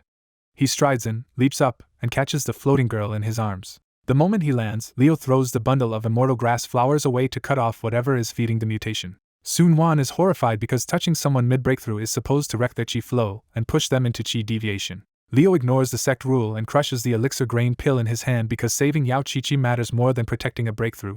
Without any gentleness, he forces the crushed pill into her mouth and makes her swallow it. Then Leo opens the Rejuvenate tea and pours it down her throat, gambling that any medicine is better than doing nothing. A hard creak-crack of bone makes the whole rescue feel even worse, and Leo can only hold her tighter and pray this desperate mix actually works. While staring at her face, Leo checks Yao Chi-Chi's lifespan and is jolted when the number now reads 399 years. That huge lifespan gives Leo a sliver of hope that she is not about to die from this mutation after all. A moment later, the swollen limbs finally begin to shrink, and Yao Chi-Chi's body starts returning to normal. Her color improves enough for Leo to breathe again, but she is still burning hot and soaked in sweat from the pain. Thinking the worst has passed, Leo slips off one glove and gently wipes the sweat from Yao Chi-Chi's face. Then Leo and Cat both freeze in horror, because he has just touched Yao Qiqi with his bare hand. Leo squeezes his eyes shut and silently curses himself, convinced his careless touch might have made Yao Qiqi's condition worse instead of saving her. Unable to explain himself, Leo only gestures for Sun Wan to take the girl, carefully avoiding any skin contact as he hands Yao Qiqi over. Leo lets out a heavy breath and blurts that he only hopes this disaster turns into a lucky breakthrough for the child. But Sun Wan and the girls take his silence and strange words very differently, because the medicine and tea already stopped Yao Qiqi's swelling almost at once. Sun Wan bows her head and thanks Leo as Yao Qiqi's savior, genuinely believing he pulled the girl back from death. The other girls drop to their knees too, thanking Leo in unison and pushing his guilt even higher. Before Leo can say anything, a fresh rumble shakes the moment, and rainbow light bursts from Yao Qiqi again. This time Sun Wan feels real chi inside the little girl and senses a newly formed Dantian crystal in her belly. Sun Wan realizes Yao Qiqi did in an instant what normal cultivators struggle for ages to do, jumping past early cultivation and landing straight in foundation establishment. Then the shock gets even bigger when Sun Wan senses 5 different elemental chi types alive inside Yao Qiqi at once. Yao Qiqi finally opens her eyes, and Sun Wan is so relieved she is nearly crying as she calls to her softly. The little girl says she had both a bad dream and a good one, hinting that whatever happened inside her was more than a simple breakthrough. Yao Qiqi describes being eaten by blood monsters and drowning in a blood pool, painting the ordeal as a nightmare of real pain rather than a vague vision. Leo quickly turns his back and lifts a hand over his eyes, trying to give the girls privacy while they crowd around Yao Qiqi to tend to her. With his back still turned, Leo finally realizes the crisis has actually passed, and nearly sags with relief. Then Yao Qiqi says the good part of the dream began when a handsome angel appeared and saved her. Sun Wan and the girls echo the word angel in confusion, and some of them glance toward Leo as the implication starts to form. Yao Qiqi explains that the angel fed her a pill and water, then touched her face, and that touch was the moment her pain disappeared. That final detail hits Leo like a shock, because the touch he feared had saved her instead, and he is left staring ahead in baffled silence. Leo is so thrown by the sudden praise that he starts coughing and slaps a hand over his face, looking completely baffled. Meanwhile, Sun Wan and the girls put the pieces together and start looking at Leo with open respect. Sun Wan makes it official and tells Yao Qiqi that Senior Florida Man saved her by giving her a medicine pill and healing water, then curing her.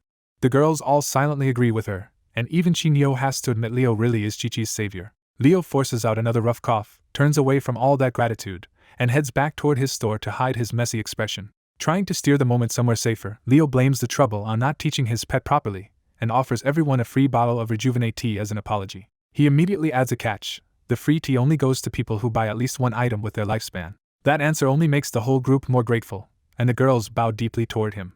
Even Sun Wan, who outranks the others, looks moved enough that she nearly wants to kowtow too. Now steady on her feet again, Yao Qiqi steps forward on her own and bows a full 90 degrees to Leo. Qiqi loudly thanks him for saving her life and swears she will never forget the favor, calling him her handsome angel in the process. The girls break into giggles, while Leo turns red because he is terrible at taking a compliment that direct. To shut down the awkward praise and move things along, Leo clears his throat and briskly calls for the next person, reminding them he does not have all day.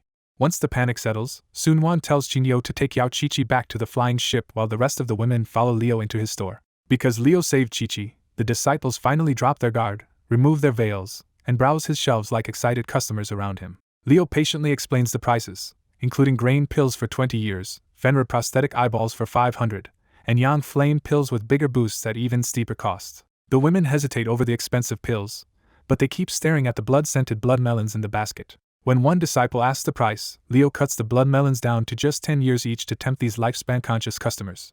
That tiny discount is enough to set off a stampede, and the disciples strip the blood melon baskets clean in seconds. Leo asks if they even know what blood melons do, and one girl cheerfully sums up their logic as I sense water chi, I buy. 19 disciples each buy 5 blood melons, and Leo quietly trades away the whole stock for a huge chunk of lifespan. Just as the group starts to leave, one disciple hesitates at the refrigerator chest, still fixated on the tea Leo used on Qiqi. Leo gives in and offers everyone one bottle, casually mentioning that medium-grade Rejuvenate tea can make the drinker physically 5 years younger. The whole room goes dead still, and every disciple suddenly looks at Leo like a predator staring at treasure. After each girl gets a bottle of used tea, they practically worship Leo and promise to come back for more. Watching their reaction, Leo starts wondering if selling beauty goods and fashionable clothes might be even better business than pills. He tests the idea on the spot by buying a glamorous modern evening dress from the system for only 1 year of lifespan. The moment the dress appears, the disciples stare in open shock and drop all pretense of calm cultivation manners. One girl blurts out the price. Leo barely starts to say 10 years, and she instantly snatches the dress as sold. That single sale sets off another rush, and the other 18 disciples flood back in demanding dresses in multiple colors. Realizing he has found their true weakness, Leo tells them to calm down and slips into his bedroom to check stock. Behind the closed door, he buys 19 more sets in 3 colors and gets a whole box of 57 dresses for almost nothing. When Leo brings the dresses out, the disciples descend like vultures and grab 3 each without hesitation. The clothes sell even faster than the pills, and Leo quietly realizes beauty goods might become one of his best businesses. Their squealing gets so loud that Sunwon finally steps in and snaps at them to stop acting like children. Leo watches in relief as Sunwon drags the giddy shoppers outside, sits them down, and gives them a loud sermon before sending them back to the ship. Once the girls are handled, Leo gives Sunwon a high-grade rejuvenate tea and a medium-grade elixir grain pill for Yao Chi-Chi's recovery plan. He warns her to use the tea only if Chi-Chi gets worse, and to save the grain pill until the girl can eat again and needs her inner energy stabilized. Sunwon thanks him again, and Leo reminds her to check her lifespan because she earned commission from the girl's shopping spree. Her status window pops up with a lifespan jump of roughly 150 years, and Sunwon is left staring at it in disbelief. Leo explains the deal plainly. If she brings him customers, she gets 1/10 of whatever they spend. Since Leo still seems unaffiliated, Sunwon seizes the moment and invites him to join the Amazonian Sanctuary's next Mystic Realm expedition. To tempt him, she describes their last wetland trip full of crocodiles, alligators, rare water herbs, captured lizard men, and even a 3-tailed alligator queen. The words alligator queen break Leo's composure, and he grabs Sunwon's shoulders in wild excitement. Sunwon is startled but pleased, thinking she has finally found bait strong enough to win him over. Leo almost accepts on the spot, then forcibly reins himself in and apologizes because joining them right now would only bring trouble. Sunwon interprets his refusal as considerate caution over the Ouyang clan, while Leo is really cursing the language barrier and his need to farm more lifespan first. With the invitation failed, Sunwon gives one last thanks and flies back up to her ship. Once the women are gone, Leo turns to Cat, and the guilty little plant immediately bolts for the granary. Leo ignores her for the moment, picks up the still fresh bundle of white immortal grass flowers, and blames it for nearly killing Chi-Chi. He carries the flowers into the alchemy workshop and checks his lifespan, still far short of the 20,000 years he needs for automatic speech translation. Even though he can afford a store upgrade, Leo decides not to waste lifespan on extra space when the language feature matters more. As another young flame batch finishes, Leo tosses one white flower into the cauldron and hits research to find out what he is really dealing with. The result shocks him. The flower is an immortal flower, and it unlocks a brutally expensive true immortal pill recipe packed with catalysts and rare fluids. The new demand that catches his eye is yang fluid and yin fluid, so Leo starts testing whether Ouyang Ting's blood can cover the yin side. Research confirms the blood counts as yin fluid, which means Leo suddenly has almost everything except a source of yang. While thinking about yang catalysts, Leo notices the water jar Cat smashed and his irritation flares right back up. He spends a couple years of lifespan to replace the jar, then crushes the old shards for yard decoration and suddenly gets a weird new idea. To test that theory, Leo fills the new jar with stream water and hauls it back like a massive improvised bathtub. He strips and jumps into the jar, and the moment his body touches the water, it turns green and the fish float up dead. The fish are worthless for alchemy, so Leo tosses them aside and researches the water itself instead. Instead of yang fluid, the system identifies Leo's tainted bathwater as pinnacle-grade holy water, leaving him completely baffled. Baffled or not, Leo realizes that holy water can fill the yang side well enough, so he starts assembling the true immortal pill ingredients. He works through the catalyst checklist one by one, pulling out substitutes he already has for fire, water, earth, and metal. When he reaches wood catalyst, Leo immediately thinks of Cat's roots and heads for the granary with a bad feeling. He finds Cat in the granary eating potatoes, and she instantly shrinks back because she knows exactly why he came. Leo tries to sound reasonable and asks for just 10 pieces of root, but Cat only hisses and scrambles onto the ceiling to get away from him. Even annoyed, Leo still refuses to cut her by force, so he gives up on Cat's roots and hunts for another substitute instead. He settles on weeping onions from the untouched stockpile and uses them as the last missing catalyst instead. Back in the workshop, Leo feeds the final ingredients and essence into the cauldron and finally starts refining the true immortal pills. The system answers with a brutal timer of nearly a full week, and Leo can only stare at it in disbelief. Since that workshop is locked for days, Leo changes plans and starts another batch of rejuvenate tea in the second cauldron so he still has something to sell. After putting everything away, Leo returns to the granary and calls Cat down, deciding her attitude needs correcting more than her roots do. Cat keeps hissing from the ceiling, so Leo bluntly warns her to come down now or get dragged down and spanked. That threat finally gets through, and Cat slowly climbs down to negotiate instead of pushing her luck. Trying to cut her losses, Cat starts licking Leo's face and accidentally sucks his whole head into her chomper mouth in a slobbery apology. Leo patiently pulls himself free, pinches her lips shut, and tells Cat they need to talk because after everything he fed her, he wants her lifespan again. With Cat blinking in confusion, Leo opens her lifespan status to see what kind of balance his spoiled little plant has been hoarding. A blue status window shows Cat is somehow only age 0 and already sitting on 6,300 years of lifespan, which makes Leo instantly jealous. Leo tries to guilt Cat into paying rent and lifespan after eating his food, but Cat cheekily turns the deal into a potato bargain instead. They settle on a trade. Cat gets the whole potato stock if she spits out the seeds, and Leo gets 4,000 years of lifespan. Cat obediently transfers 4,000 years, and Leo's total lifespan jumps to 10,000, still only halfway to the number he wants. With no visitors at all, Leo kills time by farming, crafting pills, making tea and sacred wood blocks, and letting the mannequin help gather materials. One quiet day turns into 2, then 3, and Leo ends up weirdly content while restocking his shelves instead of fighting anyone. By the end of the idle stretch, he has spent a whole day mass-producing sacred wood blocks until the backyard is packed with hundreds of them. 7 days after Sunhwan's visit, boredom finally gets to Leo, and he sits in his full store wondering where all the crazy cultivators went. So for once Leo takes a real break, retreats to his bedroom, and tries to enjoy a lazy afternoon nap. That calm shatters with a sudden boom from the first workshop, and Leo bolts out of bed to investigate. Outside, he finds a pillar of rainbow light blasting up from the workshop cauldron straight into the sky. Then black clouds start boiling together above the rainbow beam, and Leo immediately recognizes the setup for another heavenly tribulation. Cat wants no part of thunder, so she panics off the roof, dives into the granary, and hides under a mountain of potatoes. Leo looks up at the storm with a grim half-smile and mutters that the sentient thunderclouds have followed him into this world too. The story cuts to Magpie City, where more than a week after Ouyang Long's death, Life Sword sect's elders are still in emergency mode. Because the sect master stays hidden in seclusion behind a killing array, Han Hao and the elders can only kneel at the foot of Claymore Mountain and beg for help from below. After a full week of kneeling with no answer, the elders are close to despair and start wondering if they should run before their enemies invade. A distant rumble snaps everyone's attention east when enormous tribulation clouds start rolling toward Magpie City. The elders realize these clouds are far too thick for an ordinary breakthrough, and even veterans who survived nascent soul tribulations are rattled by the size. Han Hao turns to Wu Bai and asks if this kind of heavenly tribulation can also target immortal pills, not just cultivators. Wu Bai explains that heaven does test newly made immortal pills, and if the alchemist cannot shield them, the lightning will destroy low-quality ones on the spot. Once Han Hao quietly suggests the target might be Taoist Florida Man, Wu Bai is convinced Leo must have produced an immortal pill. That commotion finally brings the sect master out, Hua Jiashan, an ancient bald elder with a cane and an aura equal to Ouyang Long's. One look at the storm tells Hua Jiashan exactly what it is, and he remembers the last immortal pill tribulation 500 years ago ended in blood and theft. He immediately warns that the Ouyang clan, demon clans, and every other ruthless thief will rush there once the tribulation ends. So Hua Jiashan orders every elder to move after the tribulation and protect the alchemists before anyone can steal the pill. Back at the store, Leo climbs onto the alchemy workshop roof and openly taunts heaven, determined not to let the lightning destroy his stuff again. His anger comes from memory too, because he has seen these tribulation bolts before when they smashed apart alien artifacts and left only one ring intact. 50,000 years earlier, a starving mutated Leo wandered into a dark alien lab packed with 10,000 giant capsules full of preserved mutants. He shouts for survivors even though he is weak, starving, and in no condition to be making noise in a place like this.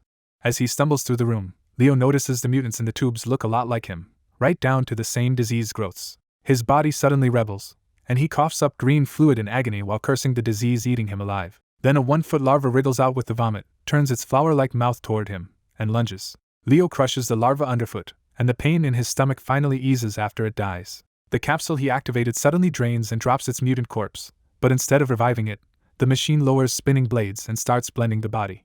Leo can only watch in horror as the machine turns the corpse into red slurry, mixes in yellow fluid, powders, plants, bones, and meat, and starts cooking something alive. Worse, the rest of the room wakes up too, and thousands of other capsules begin repeating the same nightmare process all around him. Too weak to run, Leo notices a dried alien corpse nearby and realizes some non-human researcher may have mistaken him for one of its own and tried to resurrect him. When the first machine finally finishes, it leaves behind a suspicious finger-sized ball in the open capsule, and hunger almost makes Leo grab it. The ball instantly unfolds into another larva, and Leo smashes it by reflex before it can bite him.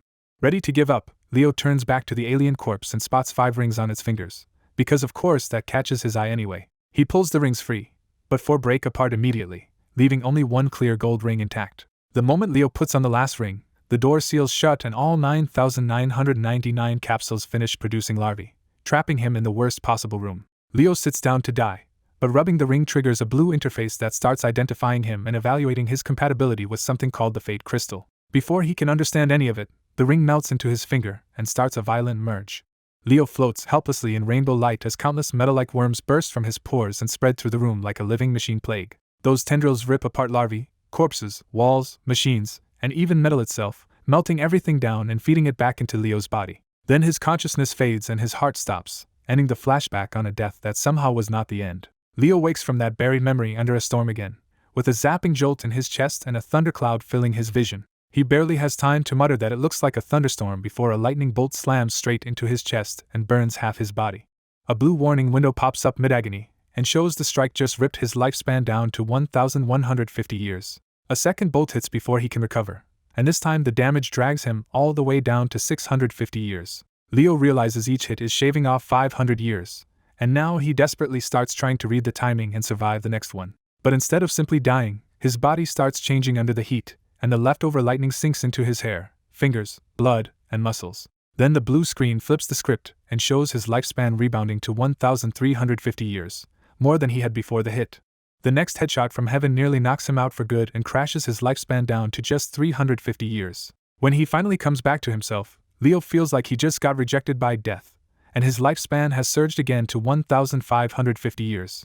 Even stranger, he can now feel and command his own recovering brain cells, which leaves him staring at himself like he has become something inhuman. Another lightning bolt lands, but this time Leo stays conscious, takes less damage, and immediately bounces from 1,350 to 1,750 years. Once he realizes the storm is making him stronger, Leo actually looks up and dares heaven to hit him again. But the next bolt ignores him and blasts the structure instead, which finally makes Leo look around properly. Only now does he realize he is inside the same mysterious capsule room as before, except the ceilings are blown open and it is part of a gigantic damaged spaceship. Then the tribulation starts cutting through the ship itself, and Leo watches in horror as red-hot lightning spears melt modules open like lightsabers. Leo's attitude flips instantly, and he yells at the storm to stop wrecking the spaceship before he can explore it. On top of the alchemy workshop, Leo spread his arms to the sky and openly begged heaven to strike him. A yellow bolt slammed straight through his chest, but instead of collapsing, Leo laughed because his mutated body absorbed the damage. As more strikes came, Leo remembered the lightning ranks he had survived before and realized this level could no longer hurt him at all. Each hit added 500 years to his lifespan, so Leo started shouting for even more like a man who had found a broken loophole. The storm kept blasting him until his clothes burned away, leaving Leo completely modestly covered by careful framing and simple cloth, and still thrilled by the punishment. When the gale started ripping precious pine leaves out of his forest, Leo got annoyed and escalated from taunting to outright insulting the sky with a flag in hand. That finally worked, and the tribulation clouds shifted from green to deadly purple as heaven started taking the provocation personally. The purple lightning stopped scattering and began homing in on his head and chest, but it still only fed him more life instead of killing him. Leo waited out the barrage in a weirdly good mood, whistling and counting on his fingers as the purple strikes pushed his lifespan past 22,000 years. Even when two bolts targeted his crotch and another pair hit both eyes, Leo shrugged it off with barely a moment of blurred vision. When the clouds finally began to disperse after only around 30 strikes, Leo pouted because the heavenly beating had ended too soon. A repair notice popped up, and the workshop roof slowly healed its own charred surface while Leo's excitement faded. After checking that the store and second workshop were still safe, Leo went back inside, got dressed, and returned to the cauldron just as the refinement finished. The cauldron revealed a ridiculous harvest of true immortal pills, including one superior pill worth a full 1,000 years of lifespan on its own. Leo dropped to his knees hugging the cauldron because he had just found a lifespan cheat so absurd it felt unfair. Leo reached for the superior pill, felt its harsh radiation zap his fingers, then smirked and swallowed it anyway because even that was harmless to him. Right in the middle of his feast, a desperate shout from outside made Leo turn toward the sky. When he looked up, Leo found the forest surrounded by flying ships, floating swords, and a huge blade carrying powerful old cultivators. Leo first took the siege as good luck and thought a huge wave of customers had arrived. That mood snapped the moment someone from the southern group shouted for him to hand over the immortal pills. An hour earlier in the south, Situ clan Grand Elder Situ Nantion had been sitting on a harbor pier like a sleepy old fisherman when a mine transmission reported immortal pill tribulation clouds over Magpie City. The shabby old man instantly treated the news as a clan-level prize and ordered his people to seize the alchemist alive before the Ouyang clan could get there first. He also warned them to send only strong elders, because anyone capable of refining an immortal pill should be dangerous enough to kill weak scouts outright. Right after ending the call, Situ Nantion casually reeled in a giant fifth-stage octopus and decided it would make useful talisman ink. He slapped a yellow talisman onto the beast and killed it in one effortless blast. Then he stepped into a clan teleportation array, vanished from the harbor, and reappeared in an underground chamber back at Situ territory. Situ Nantion crossed the clan's underground complex and then the open land in giant teleporting strides, showing that the harmless-looking elder was a true monster. By the time he reached the clan headquarters, 100 lights had already flown north, and Situn Nantian simply decided they would not get the alchemists before he did. Back near Leo's store, Ouyang Feng led one northern scout group despite orders not to provoke Leo, and other factions arrived with the same plan to steal the pills. The sky above the forest dissolved into a greedy shouting match as sects, clans, and bandits all tried to claim the pills and threatened each other on the spot. Instead of feeling threatened, Leo checked the red dots on his domain map and started counting the attackers like future prophet. 10 kilometers away, Hua Jiashan and his group watched the purple tribulation in shock because none of them had ever seen lightning that color before. Hua Jiashan explained that purple lightning belonged to a soul transformation tribulation, a level so brutal it could break a soul formation cultivator's body and mind. He went further and reminded them that the yellow gold tribulation above that had once sunk part of the southern continent when Situn Nantian survived it. When the storm ended and greedy cultivators rushed in, Hua Jiashan decided they had to move closer and help Leo against the hyenas. Wu Baiyu nervously agreed for practical reasons too, because Leo was his ally, his supplier, and still owed him a future longevity pill project. As their sword rushed closer, Tiger Swordsman recognized the loudmouth below as the mountain bandit king and could only marvel that a nascent soul thug dared provoke Leo now. Hua Jiashan used the moment to hammer in another lesson. Even badly injured, a stronger cultivator could still kill weaker ones with bare hands. He followed that with a harsher truth: against 100 enemies you need strategy, and against 1,000 you run. Then Han Ming spotted a major Ouyang headquarters ship, and Han Hao immediately panicked at the thought that Ouyang Zi might have come in person. Hua Jiashan checked and confirmed that neither Ouyang Zi nor Ouyang Ke was aboard, which was the first real relief anyone on his sword had felt. That was when Wu Bai suddenly relaxed and insisted Leo could wipe out the whole crowd with a single snap, if they just stayed high enough to enjoy the show. Puzzled, Hua Jiashan scanned Leo again and nearly lost his composure when he realized Leo had no normal cultivation base at all. What Hua Jiashan sensed instead was even stranger. Leo's body was generating chi and essence by itself, leading him to a frightening conclusion that Leo was a true immortal, not a mortal cultivator. Back at the store, Leo answered the siege by eating another immortal pill in front of everyone and asking what they planned to do about it. The crowd roared back for the pills, and one ship hurled 20 nascent soul cultivators down at Leo to take them by force. Leo did not even bother to dodge, and every weapon strike bounced off his head and body without breaking skin. Then Leo quietly used the shop domain to take their lifespan, and all 20 attackers shriveled into dust before they understood what had happened.